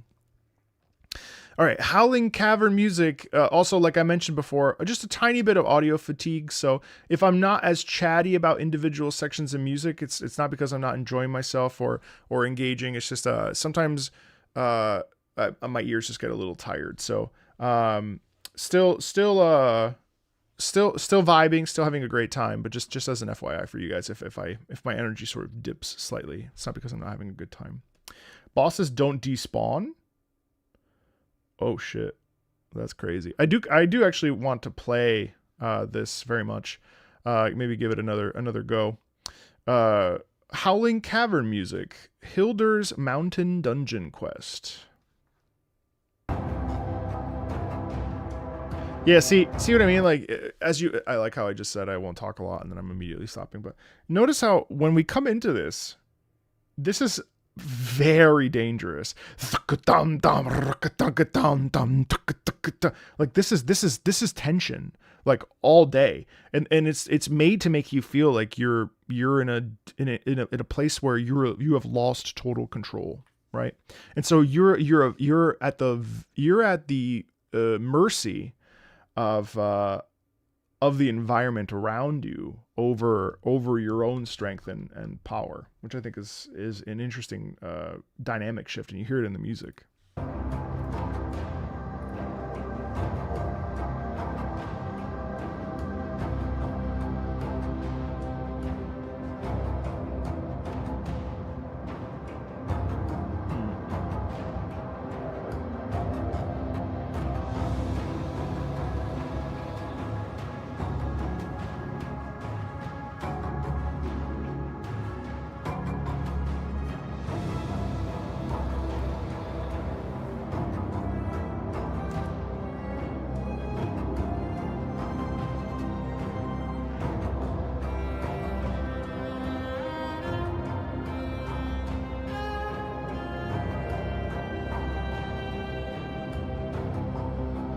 That's nice. A nice little, like, little legato violin line here,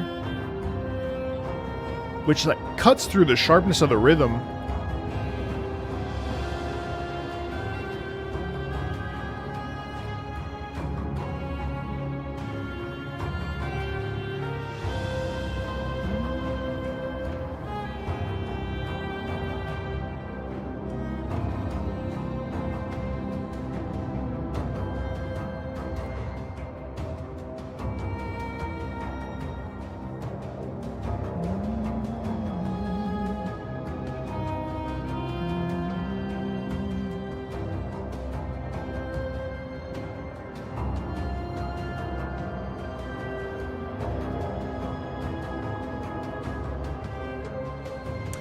And in some ways it feels like a distant,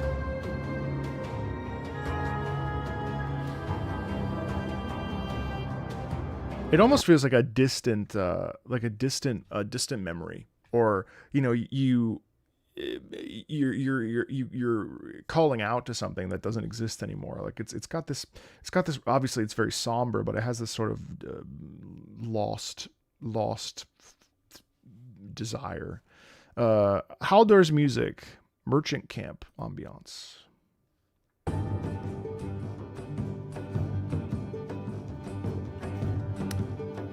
Oh, this has got to be inspired by some sort of like Swedish. I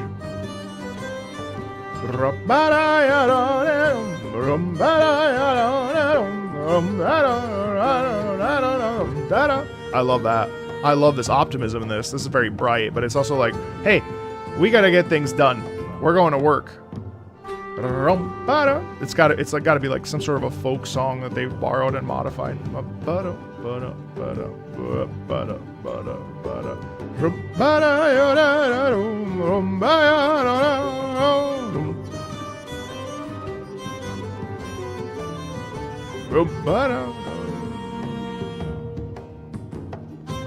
Love the percussion too. That's wonderful.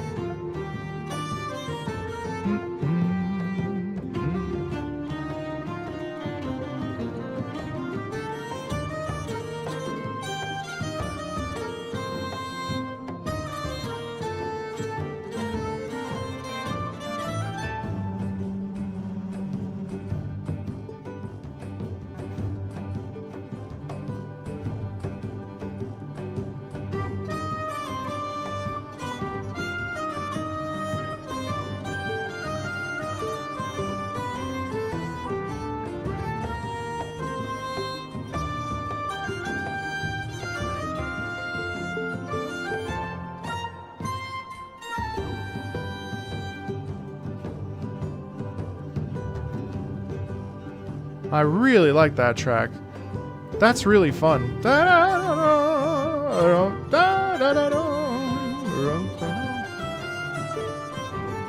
A pocket of whimsy, yeah, but also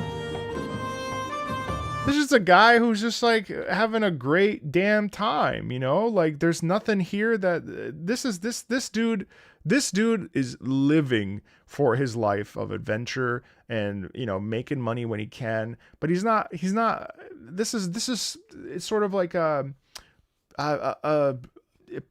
such a playful, charming, and just a good, it's grounded in reality, so it's not silly, but it is like probably the happiest song that you're going to hear in Valheim, even though I don't necessarily think the world is like hyper oppressive.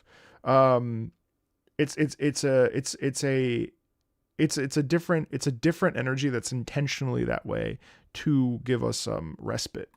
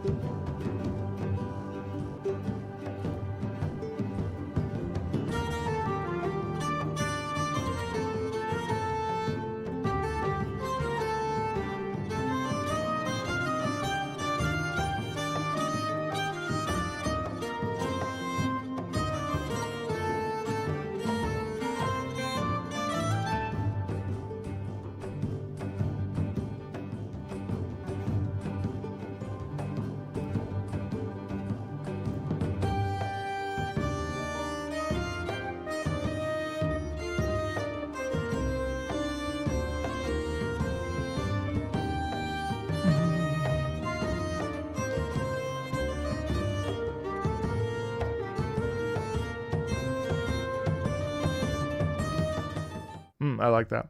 That's really enjoyable. This is what is this? Hildur's music, which is not Haldor's music. Oh, this is even richer. It's even warmer.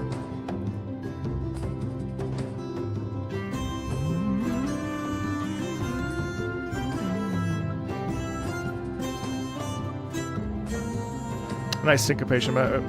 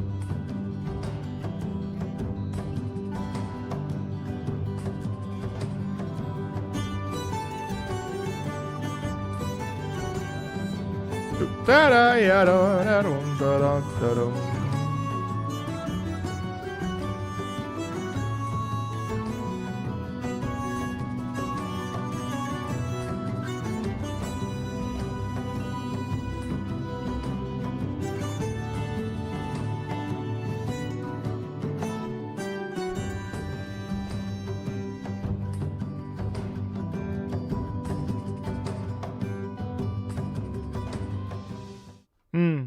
Yeah, that's very charming, isn't it? And realistically, in some ways, it's more charming than Haldor's. Although I think I prefer Haldor's. Hildur's music is more vibrant, more alive. You know what I mean? They're both they're both a similar energy, and I really appreciate that. Oh, they're both dvergur, root word for dwarf, and resemble what you'd expect from a Tolkien dwarf. Ah, got it. Plains music. Why am I'm thinking about Magic the Gathering now.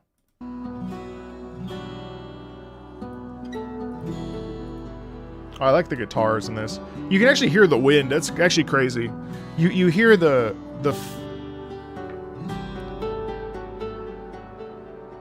you hear with the echo and stuff. Huh.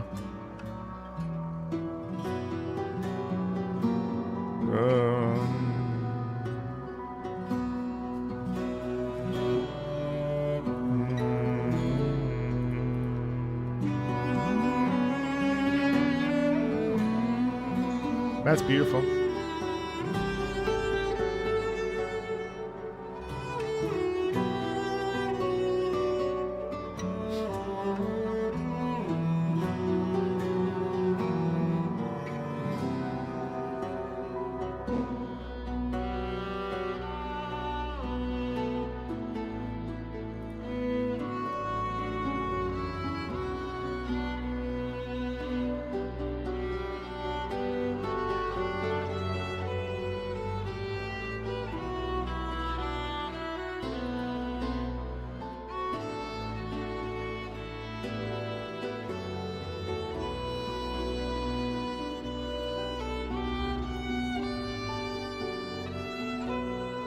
I will say, you know what? We've listened to 22 tracks.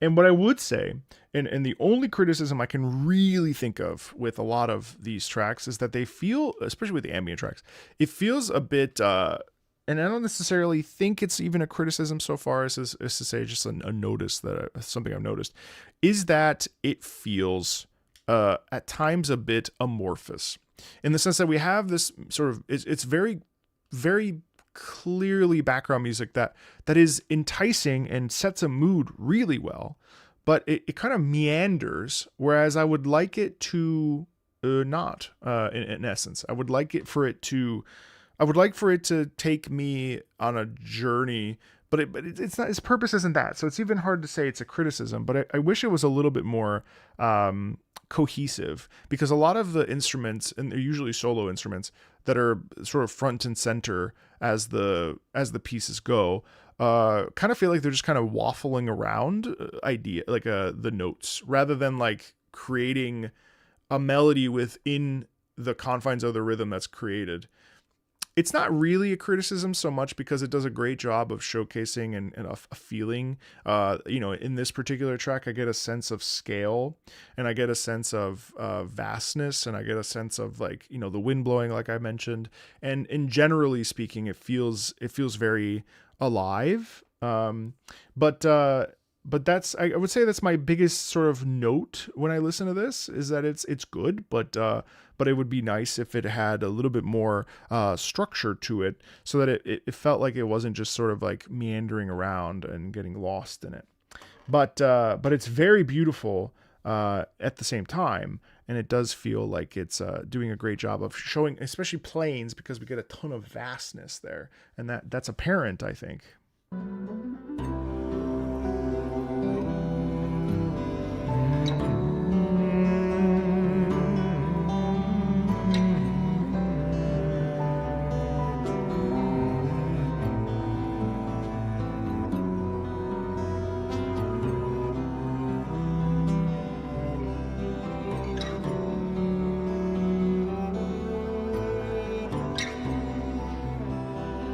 I do love the guitar playing here.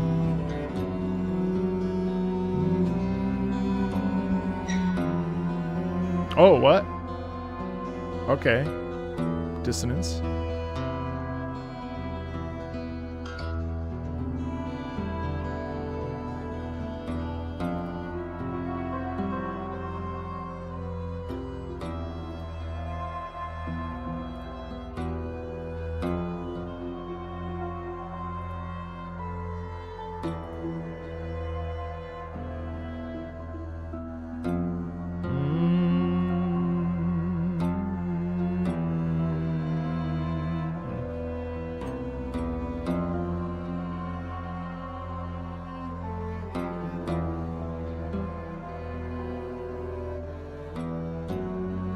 That's a big shift. Okay.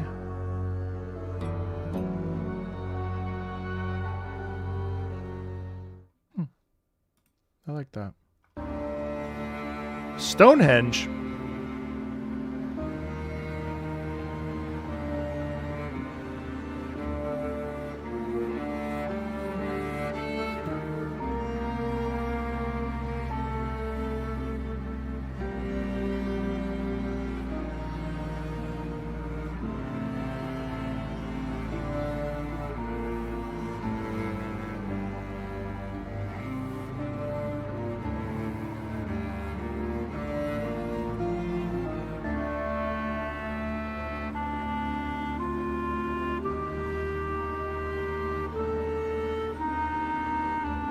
So much like laden danger in that.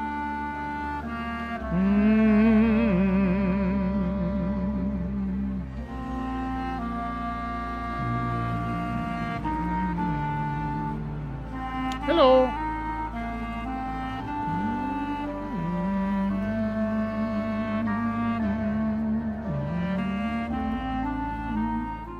Oh, okay. Fooling village music. Okay, well, not a happy village, clearly.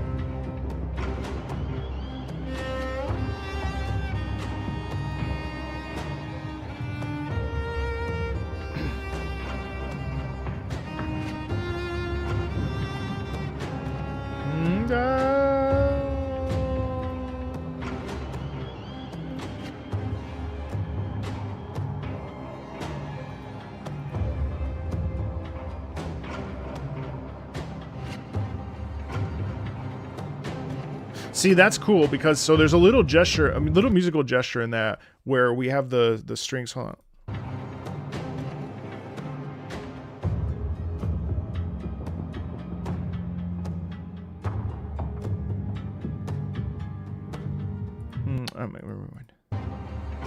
Right there.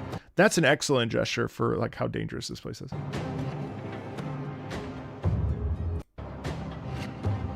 The that sound is like pulling out a sword from a scabbard, or this is like a little bit twisted.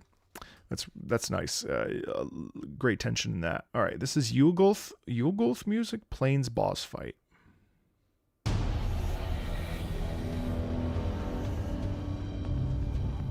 Hey yo, this guy's scary, huh? Holy hell.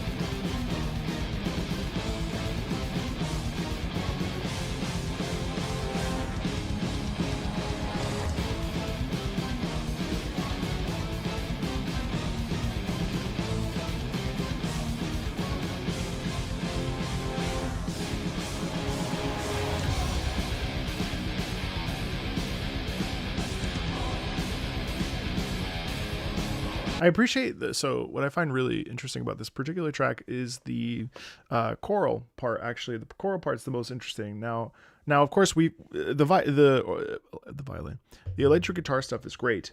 But what I find really interesting to me is how the chorus gives that sound of regality. Now I think there's a crown as well on this character, and so the chorus is almost like the past citizens or the denizens of this what's his name, Yalgulf, as if they're sort of like chanting in the background, or they're skeletons themselves, and they're referencing the how powerful this king used to be, or this leader used to be, and I dig that. Also, the double bass drum is sick.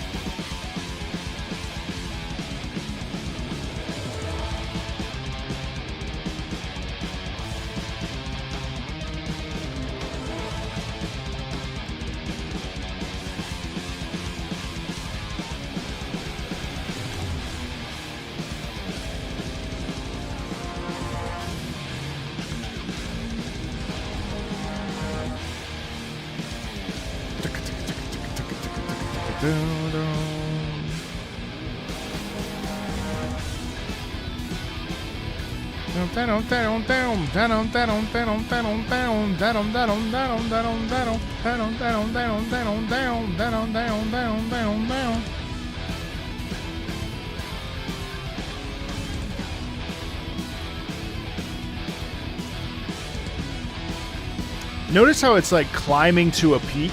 So like it's continuing some pretty big movement up.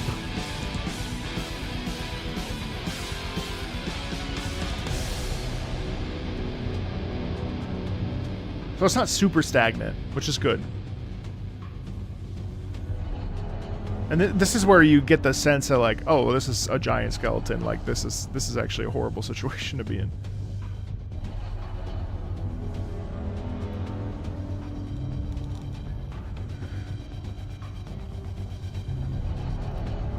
Yeah, that's cool. That's cool. I like that one too. Sailing music. Ooh.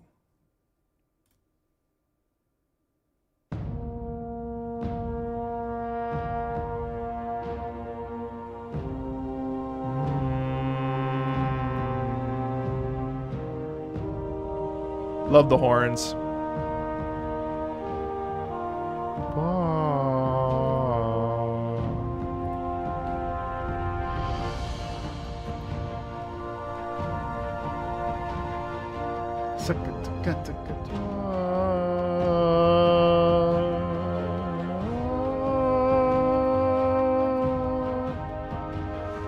Yeah, I mean, obviously the horns are inviting that adventure, but then also some lovely crescendos here.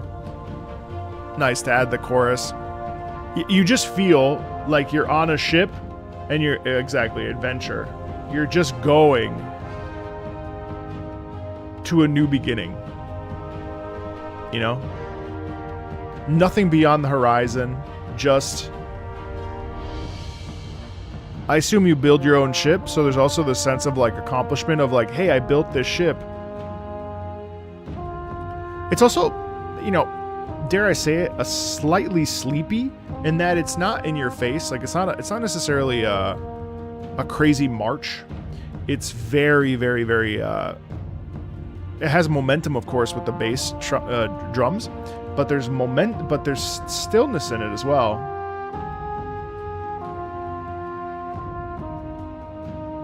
Also, the humming is evocative. It's also like kind of congratulating you for building your own ship. You know, it's like, great job.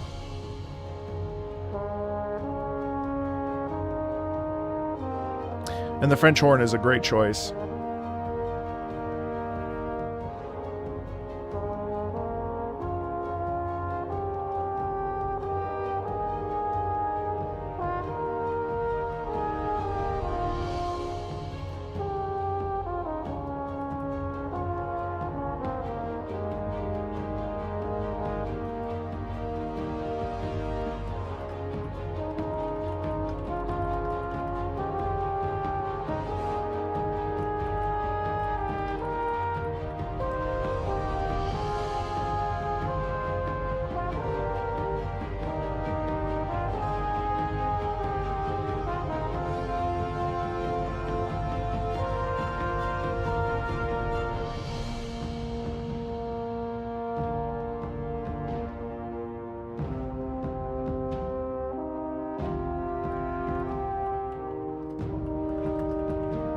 Sorry.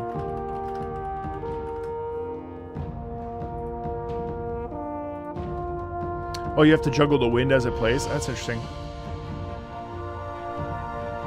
I really appreciate the really nice the constant swells are probably like the wind blowing or the waves cresting.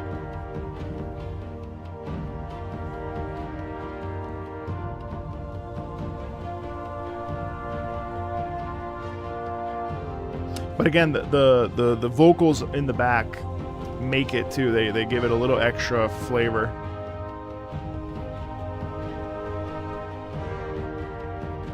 But yeah, a very dense track and a very rich track because of how much brass is being used. I think the brass really pulls out the wonderful flavor of possibility. And again, it's like a similar warmth to the clarinet, where the clarinet has a totally different aesthetic to it, and it sort of invites different imagery. The horns are, because they're so low, and they're the beautiful French horn. I wish I'd played this for my French horn friend, who was actually on the channel for a future non-gamer episode. I didn't know it existed. But this would have been a perfect track. So if she ever comes back, I'll play her the Sailing music, because it's lovely. It's probably, honestly, quite possibly the best track in the game. Not gonna lie. It really has like a real specific purpose. All right, Mistlands music. This is 11 minutes, but we'll probably not listen to the whole thing.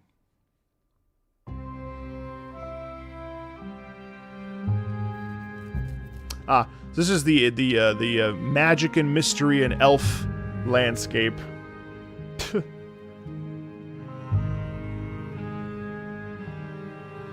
See the doubling there? You hear how the doubling sort of gives way to its mystery, a little bit of dissonance. But it's really about, you know, what's in the trees.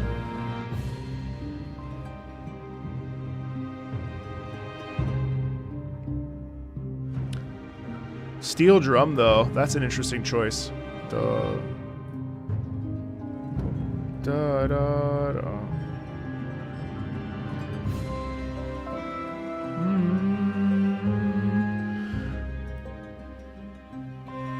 Oh, thank you, Amarasu. 6 months already? That's crazy.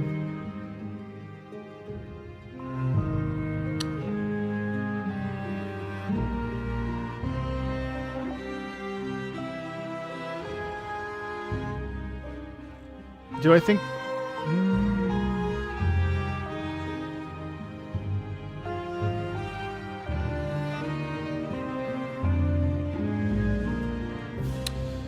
Do I think there's a piece of music that's underrepresented?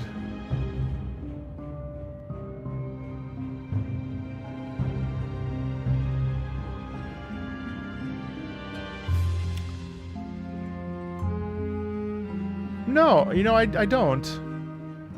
I think there's lots of good stuff.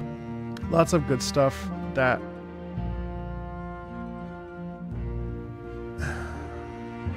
I think we don't get a lot of solo singing. Oh, hey, Nevertruts, what's up?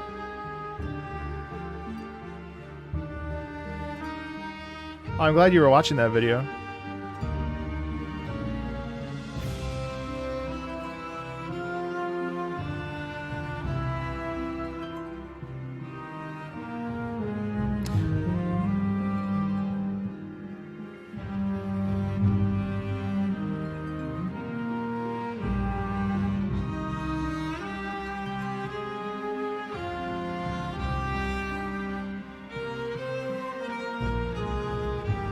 I'm actually surprised at the direction of this, because again, the doubling is clearly used throughout this entire soundtrack, but also what was originally, I mean, you still get it with the low strings and the percussion kind of doubling, and then obviously this part's all dangerous because you have kind of confused because you have the strings doing their tremolo stuff, but generally speaking,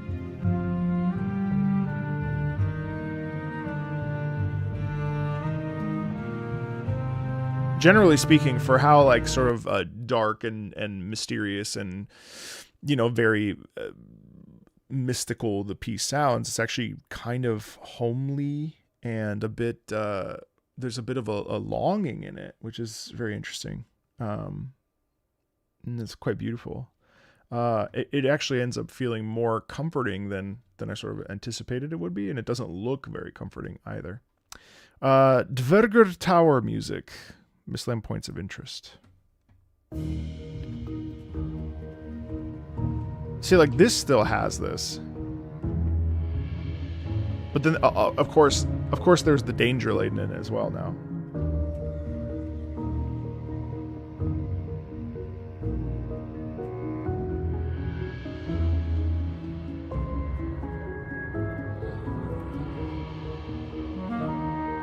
Nice, you get that clarinet again. Excellent. See that warmth? That warmth kind of takes over, and so even it leans into the mysterious aspects, but it ends up giving curiosity. It perks your ears up. You're like, what do you mean by this? What? Ba ba ba ba ba. What do you mean? We descend down.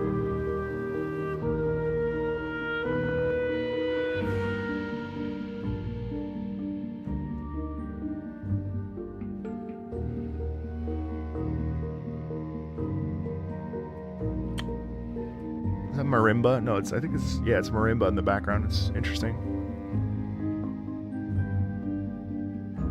Just feels like a society that's like tending to its own thing. Like, don't really get in their way. Like, you don't really want to like involve yourself with all this. They're busy. They're tending to their whatever. Maybe just leave them alone. The Queen music, Mistland's boss fight song.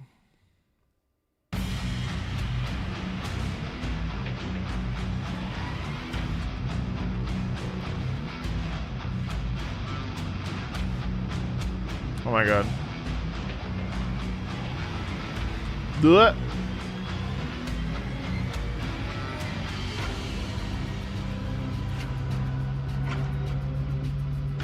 So again, because we get that scary violin thing or the string thing, that actually does a great job of showing not so much the electric guitar, which is now within each boss theme, like that's just like the thing that happens there, but what we're getting is the twisted, disgusting,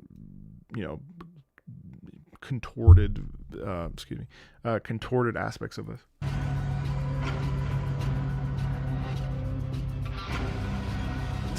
It's also just generally gross. You can hear the gnashing of the teeth and the like bloodlust and so on and so forth.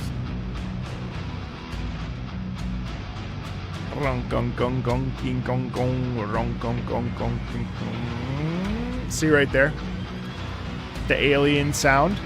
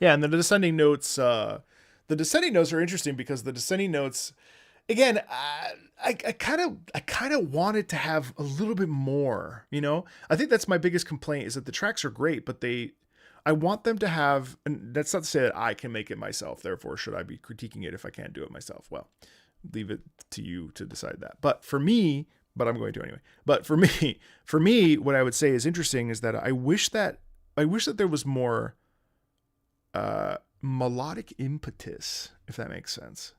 Like, it's fine. Like, you feel disturbed and tense and uncomfortable. That's great. The emotion cuts through, but I think I would like a little bit more zhuzh to some of these pieces where I love the accentation on the strings. I love that. I love the descending stuff. That's all great.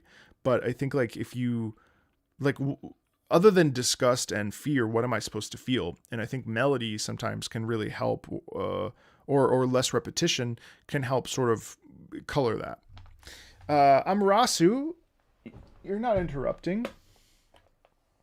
Thanks for sharing your Witcher 4 music trailer reaction. Did I share it with them? I don't remember sharing it with them. But you work QA at CDPR? That's awesome.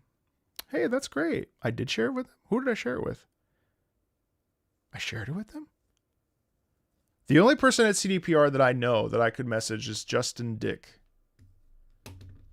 Oh, I shared it with our soul. Yes, I did. I shared it with I did. Oh wow, they shared it with everybody? That's so nice. I shared it with oh my god, yes, of course I did. I shared it with oh my god, hold on. It's gonna bother me. I shared it with yes, of course, with the creative director. No.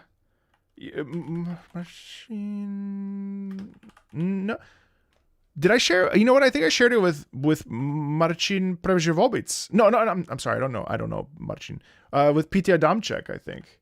I think I shared it with PT, or I shared it. I might have shared it. I don't think I shared it with Ola, but no, I didn't. But I shared it with. Oh, it's gonna bother me. Hold on one second. Which reminds me, I need to message Ola. Thank you. Oh, who did I share it with? I think it was.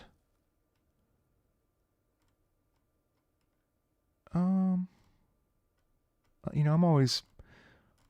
Listen, music's important, and I don't really care how many views a video gets, but I want people to know that we're talking about it. Oh, it's gonna bother me so much. It's the creative director. Oh my god, I'm so annoyed. No, don't be sorry.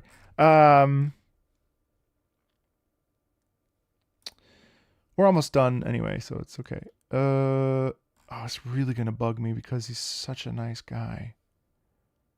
How do I not? Hold on. It's not Michal Zheberzniak. I just met him, or I just followed him. It's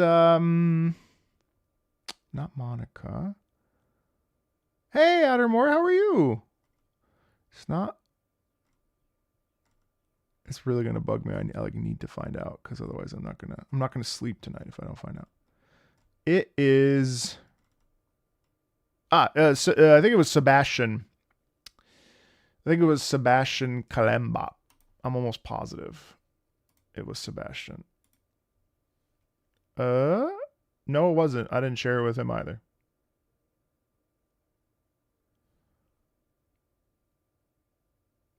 Marta. Who's Marta? Or I did send it to somebody. I don't know. I don't know. I sent it to somebody named Marta. Who the hell's Marta? Oh my god, my ADHD is so bad. I like.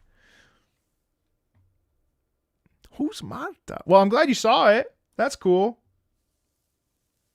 It's your birthday? Oh. How's pharmacy stuff? Happy birthday to you. Happy birthday to you. Happy birthday, Atamori. It's so funny to me that you were there when I built my computer. Happy birthday to you. Happy birthday. Happy birthday. Let it be known that anytime you come in and it's your birthday, you'll get a happy birthday sung. All right. Okay, so Ashlands, ocean biome ambiance, sailing music. What happened?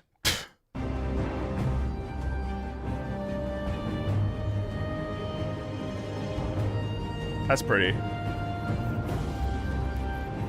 That's nice. I'm glad you saw it, Amarasu. That's all that matters.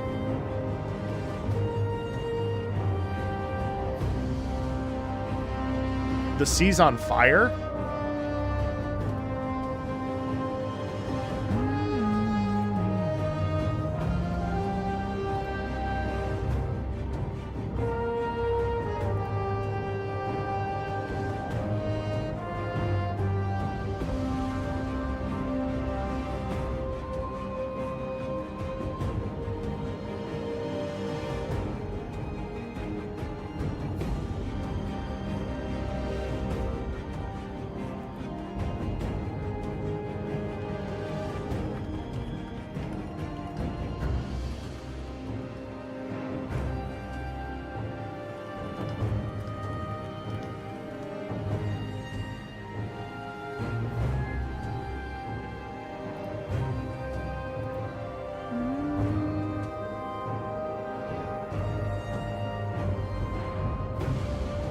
You're going back to school? Good.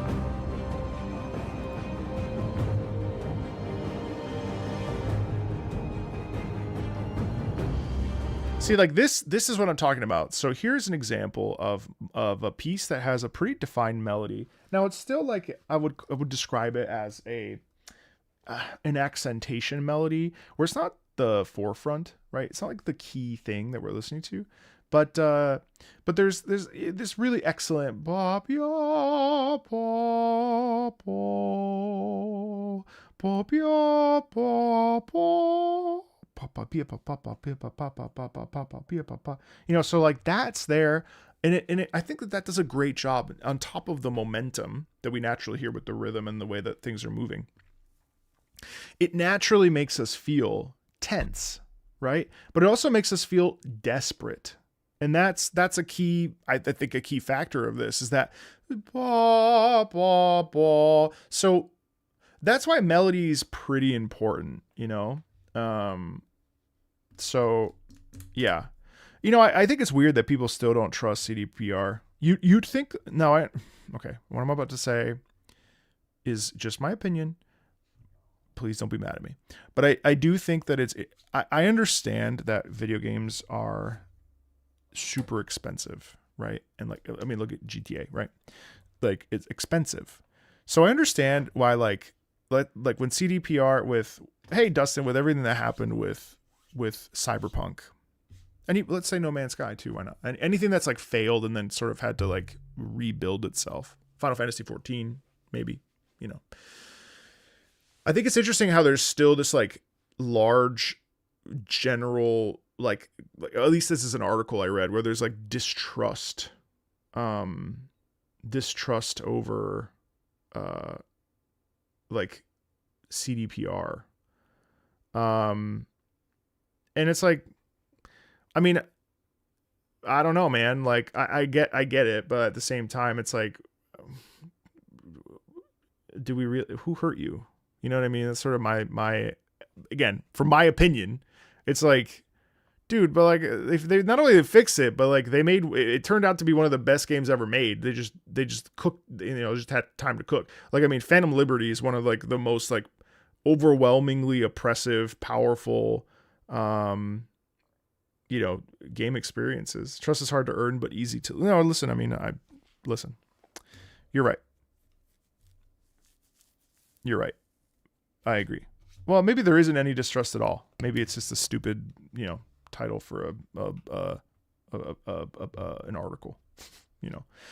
But I agree with you there, Coldes, that it is easy to lose trust. Trust is very hard to earn. And you do have to like cultivate a certain, I mean, I deal with that all the time. I mean, they're, you know, yeah, it's very interesting. I remember I saw a creator who did like an ad with somebody that with like a company that people didn't approve of. Boy, do they let him know? And it was like you guys weren't supporting this creator. Like he wasn't asking for money. He wasn't even doing like a Patreon or anything. He just did an ad that people didn't appreciate, and people just bombed him. And I was like, damn, that's really sad. That you know, okay, fine, you didn't agree with it, but the dude literally had to go and make a video explaining why he took an ad, because he literally couldn't pay because everything was getting copyright claimed. And so it seemed like he was making a ton of money. Hey, Sylvactor, what's up? It seemed like he was making a ton of money, but in the end, he was not really bringing in any money. So of course he would take the ad because times are tough. And even me, I mean, I did a couple ads where like people were like, you know, for The Last War, which was that mobile game that was not really like what didn't seem like it was real, blah, blah, blah, blah. And people were like, wow, car payments racking up this month. And it's like, bro, okay, bro, like you make it seem like I like did something really bad, you know, like you make it seem like anyway, all that to say, like it is easy to, I mean, people were like, you should be canceled. Like, that's crazy, you know? And even there are even people in the Genshin community, for instance, that I made, you know, one bad thumbnail and a couple hot takes that I was involved in. And then suddenly there's a whole demographic of people that think that I'm a bad person. Now, is it my job to prove those people that I'm a bad person or a good person? No, it's not really my job. You either believe it or you don't. But I found it really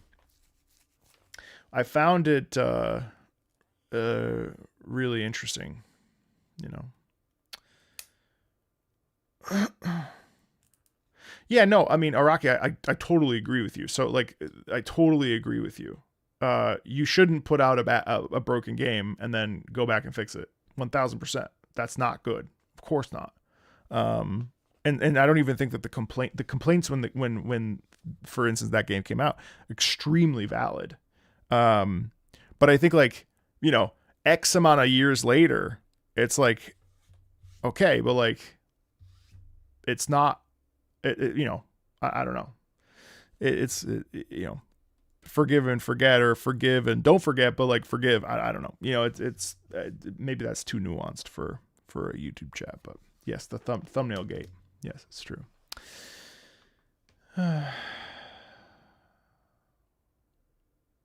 I checked out the Warframe update. Absolutely.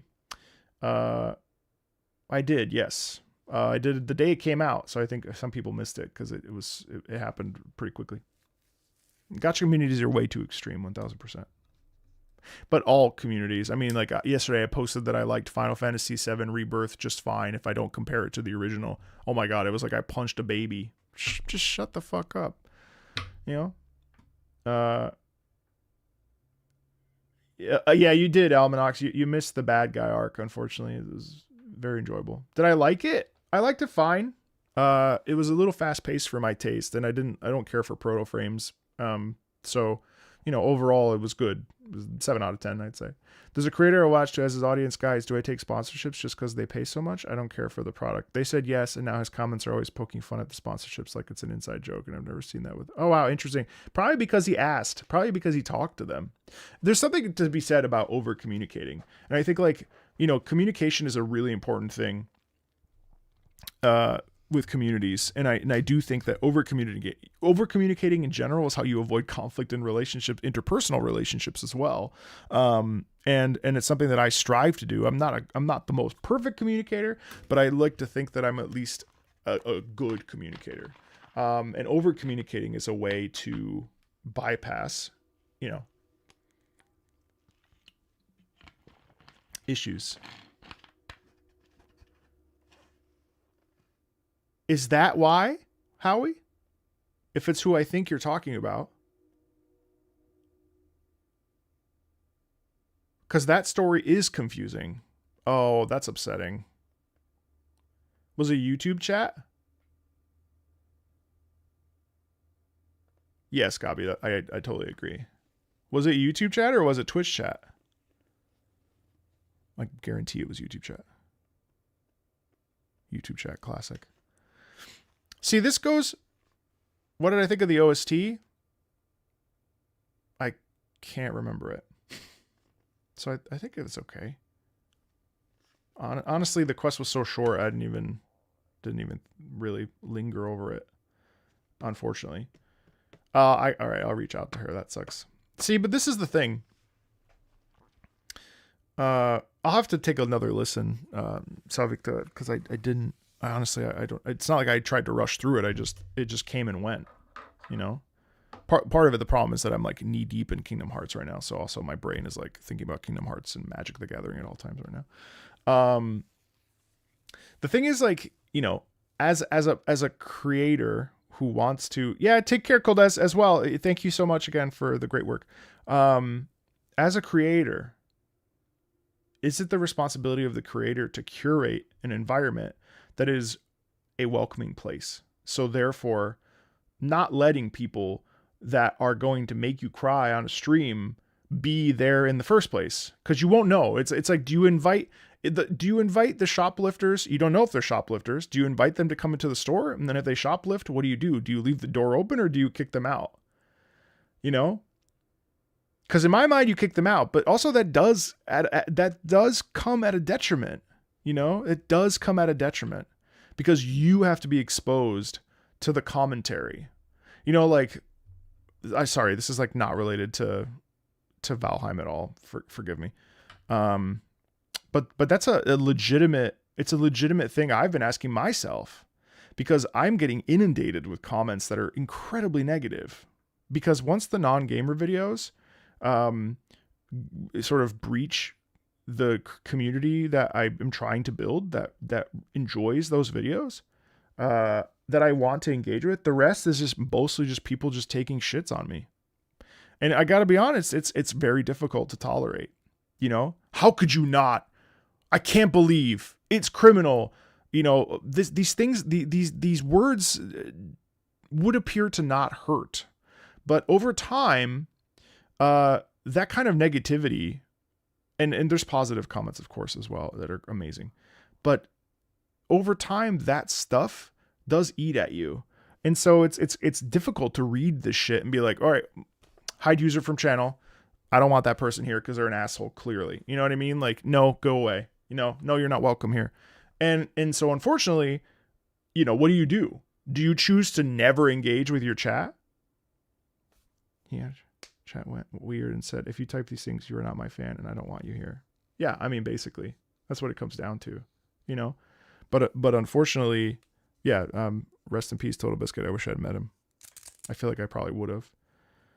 Do I think they're bots? Honestly, I'm not sure.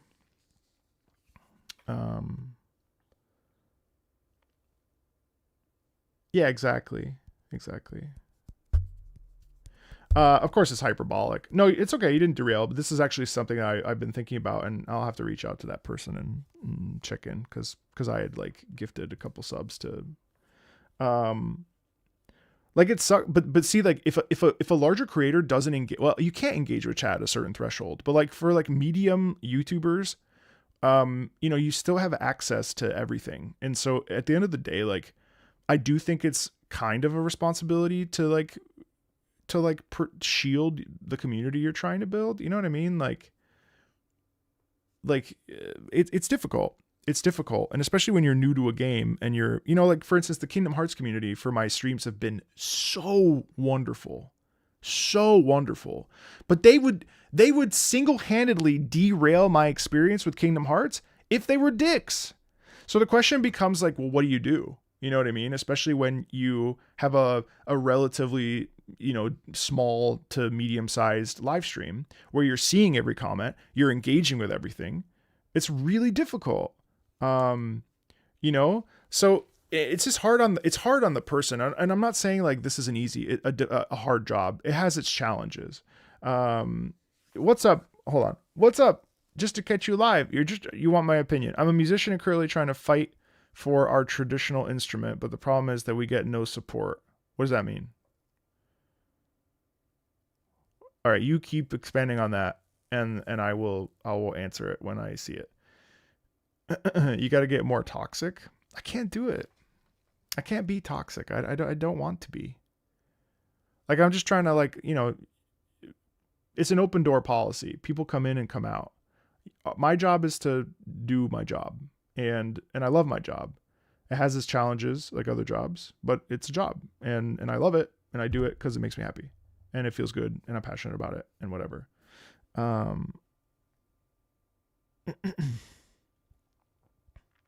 These discussions will never. Oh, you're absolutely right. These discussions will never end, and it's important we keep. Yeah, absolutely.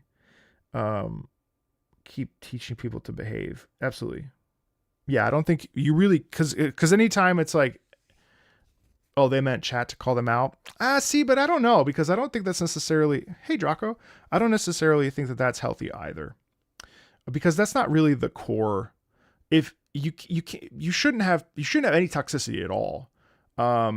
It's not the responsibility of chat to be toxic towards a toxic person. You know, it's not. You know, obviously if someone comes in here and is like, you're a fucking asshole, I'm going to be like, what the fuck? You're an asshole for saying that. Why would you say that to me? That's disrespectful. No. And then what am I supposed to do? You just kick them out, right? That doesn't necessarily teach a lesson. But I also can't be spending, and I used to do this, you know what I mean? Oh, you've been here the whole time? It's okay. But also, like, you know, I used to engage with every single comment. And if someone was rude, I would try to understand why they were rude. But at the end of the day, it's kind of pointless.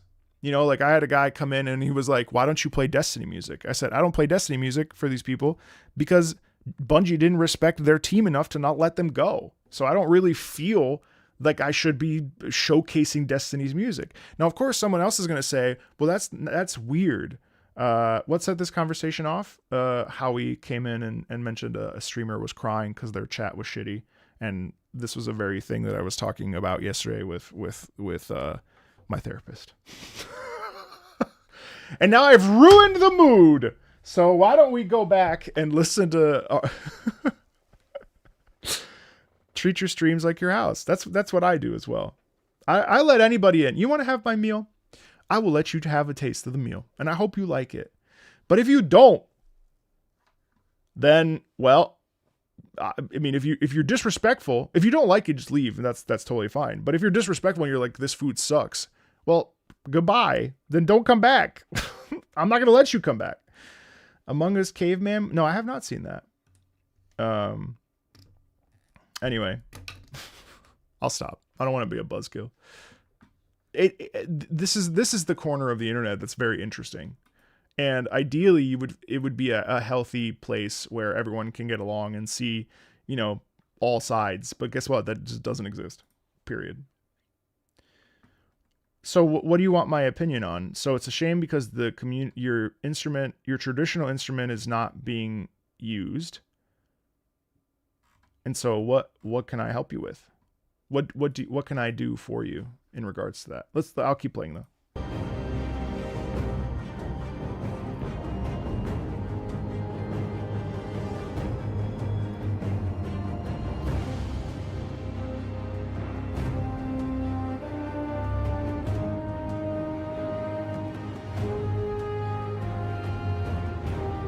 So interestingly enough, it's actually kind of heroic as well. And it's almost like as if you're fighting back. Sorry guys, I didn't mean to just like, it's not the time or the place. So forgive me for that. I do apologize. That's bad form on my part.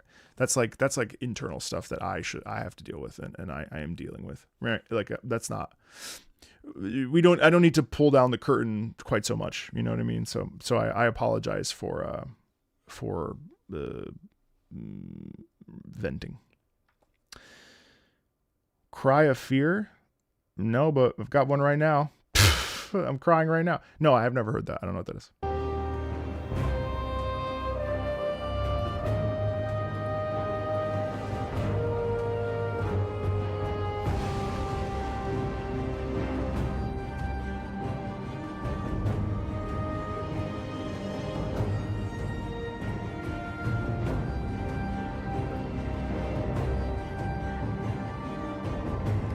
Yeah, no, it sounds intense, but it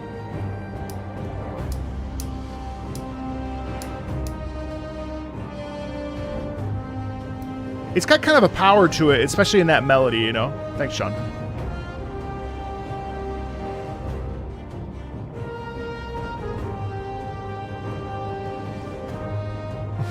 Thanks so much.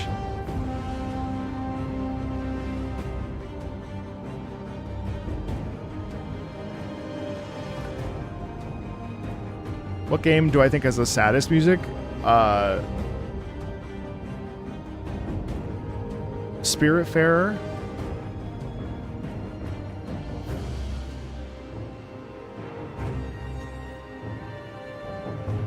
Yeah, that's really interesting because it has this bleakness, but obviously also it's very intense, but also it's somber and sad at the same time. So the duality of all of this is very interesting because it's kind of like this like last ditch effort, you know, Suicide Run, Mass Effect 2 kind of thing. You know what I mean?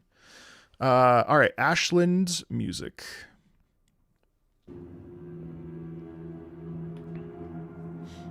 Okay, broken, bleak.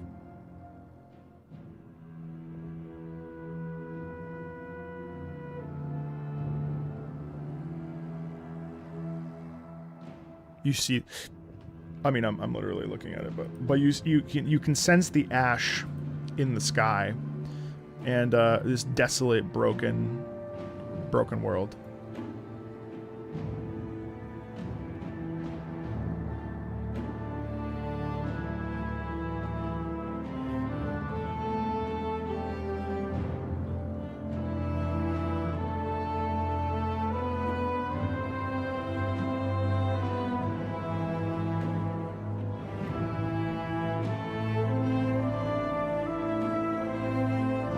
I love World War I FPS games, yes. That is a corner I adore.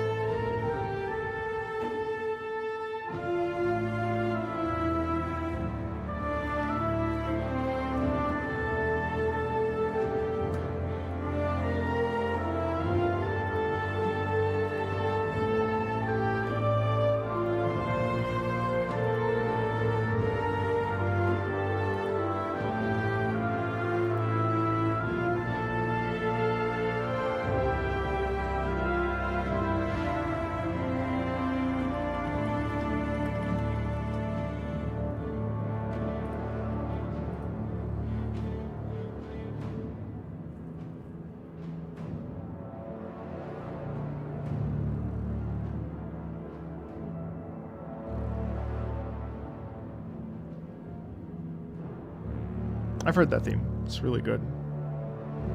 See ya. Appreciate it. Appreciate you stopping by.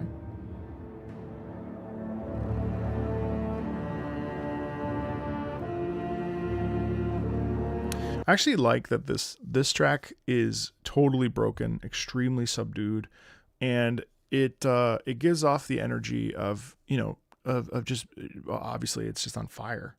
You know what I mean? Like there's no life here. And in that case, we essentially like it's like everything is kind of slipping through our fingers. Like there's no existence. There's nothing good. You know what I mean? And so naturally the music there is slow, it's plotty. Again, it has that kind of dirge energy in it. And that's pretty wild. Yeah, I don't know. I'm gonna fast forward. Yeah, I live stream all the time. Yeah, let me fast forward here. Okay, yeah, it is a loop. Wait, is it not? Wait, no, wait, is it?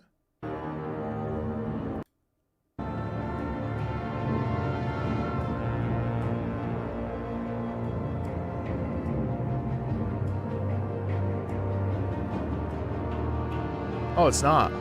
Well, 18 minutes is too long, but I have like a 6-minute cap, but we'll fast forward a little bit.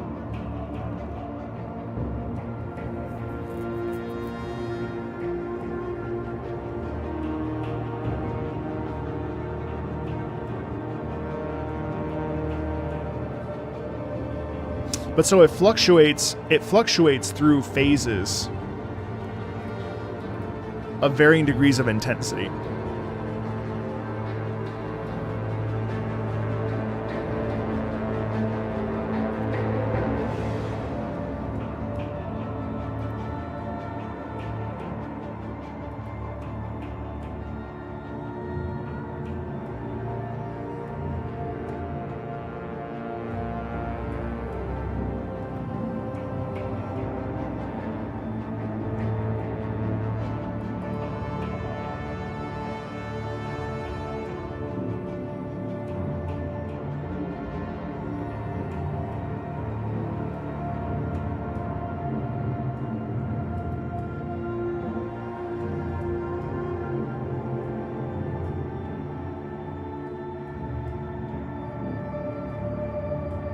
But it makes sense then. It makes sense if the enemies are super overtuned and extremely difficult. It makes sense then why this track would be so really ultimately extremely oppressive. I'm so tired. Oppressive, and make you feel like there's nowhere to turn, you know, because no matter where you go, there's no privacy, there's no respite, there's no peace, there's no safety, so on and so forth. Ashland Ruins music. This is the point of interest.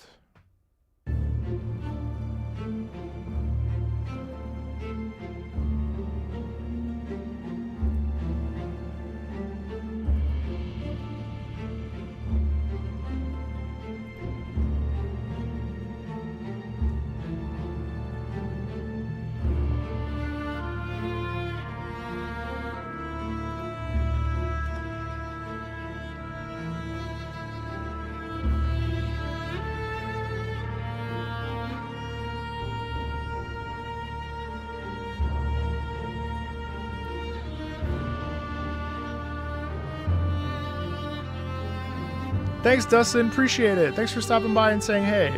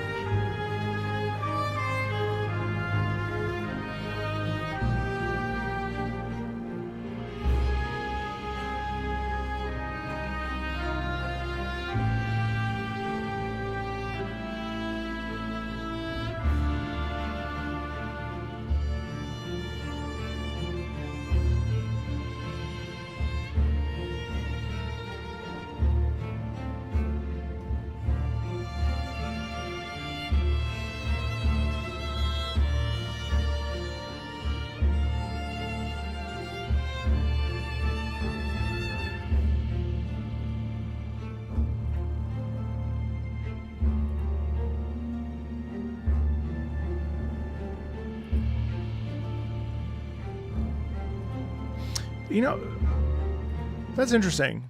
Bum beam, bum beam, bum beam, bum beam. That is it's trying to like make sense of a situation. I think the way that the strings go up and then go down, there's this sort of, it's like the inverse of bubbly and cheerful. It's really trying to figure out what the hell happened. You know what I mean? Like, where did we go wrong? What are we trying to solve here? What are we trying to find? There's this edge of danger, but also this complete brokenness.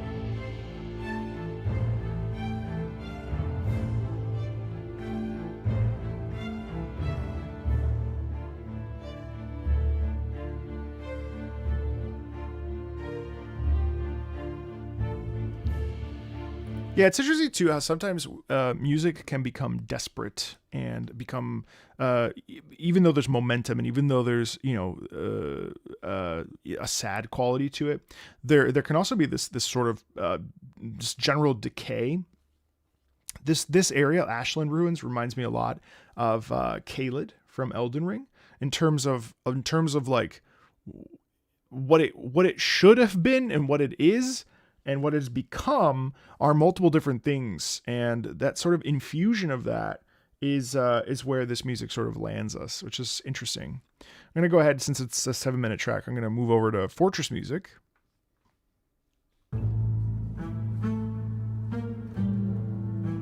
So a similar structure.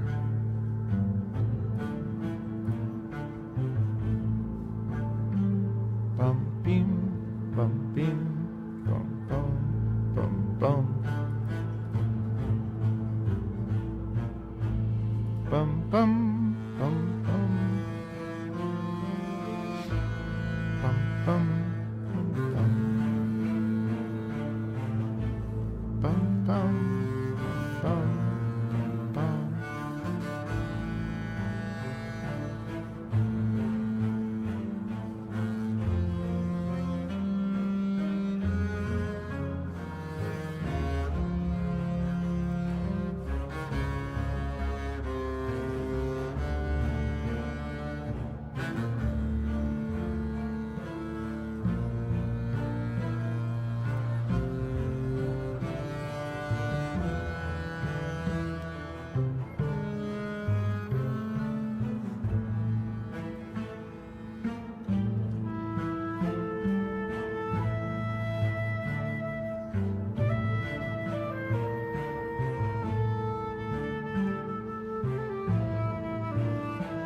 It's interesting too because it feels like a countdown, and it feels like we're like trying to sneak in.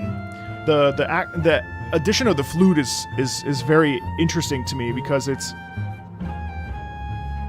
an interesting dichotomy between the lower string emphasis and momentum,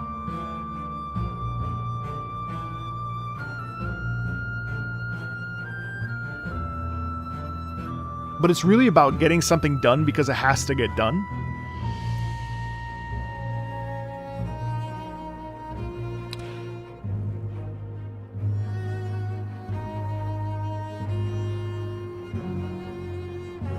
And even this is about pushing through and navigating through adversity.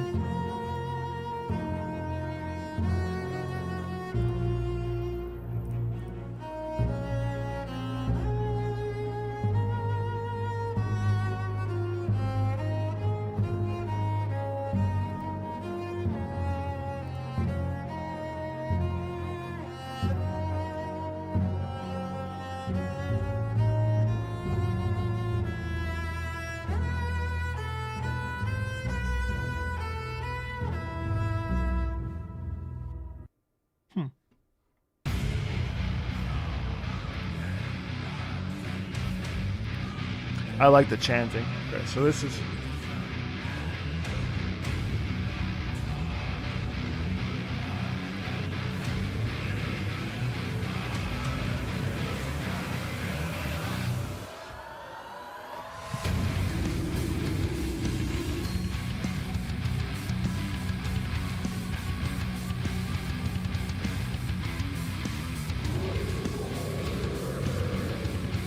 Hey Solden, it's literally the last track, but you did show up, so that's what counts.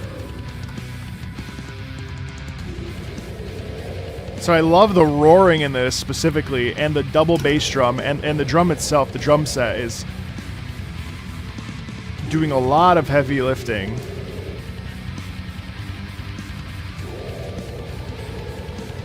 Lots of double bass drum though.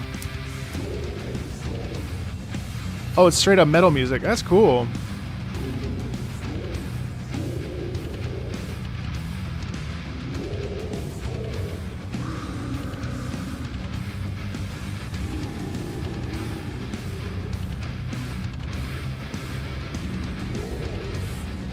I love how it's also like kind of otherworldly because of the nature of the meteor dragon here.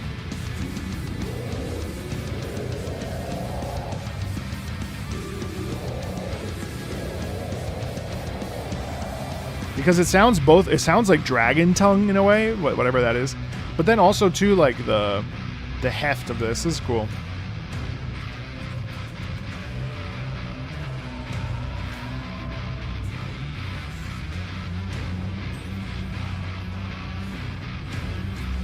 Nah, it's all good, Salden. Don't worry.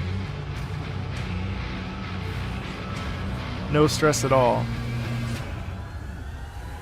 Thanks for popping by.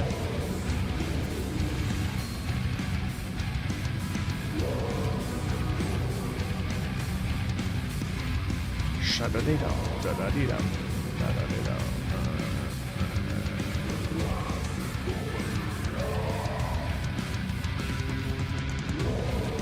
I also appreciate it too because it feels like it's a welcoming in to welcome to the jungle, you know? Welcome to my home. Welcome to my village. I'm gonna kick your ass, basically. I mean, you know, overall, having listened to 34 tracks from Valheim, it's been a really interesting journey to go through. I think the front half of this is definitely the parts that have been most interesting. I would say the biggest highlight, of course, is the sailing theme. I also think that the main theme, the two sort of refuge areas were my favorites as well. And in general, I just think that it's a very homely, interestingly made, peaceful soundtrack that is really, you know, I think really pulling apart real ambiance and trying to create a real sense of tension, peace, or whatever. And I think doing so quite well.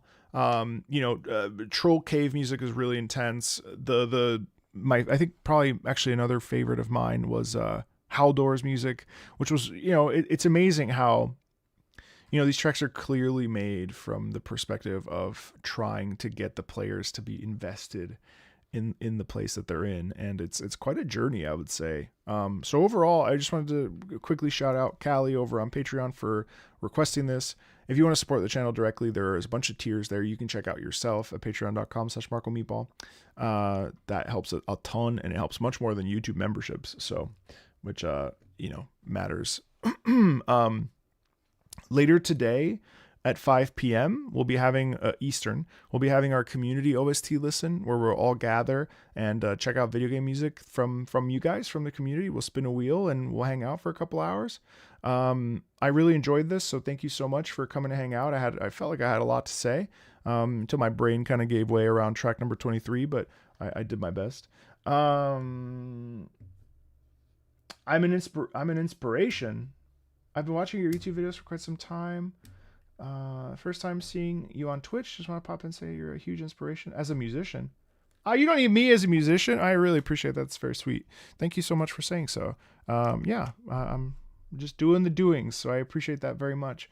And thank you guys for coming to be a part of it. And sorry for the sort of mini rant there near the middle. Yeah, it's embarrassing, but I feel it. Sometimes it's important to talk about that stuff. And yeah, thank you. Take care of yourselves, and I'll talk to all of you later. Okay, bye guys. Be well.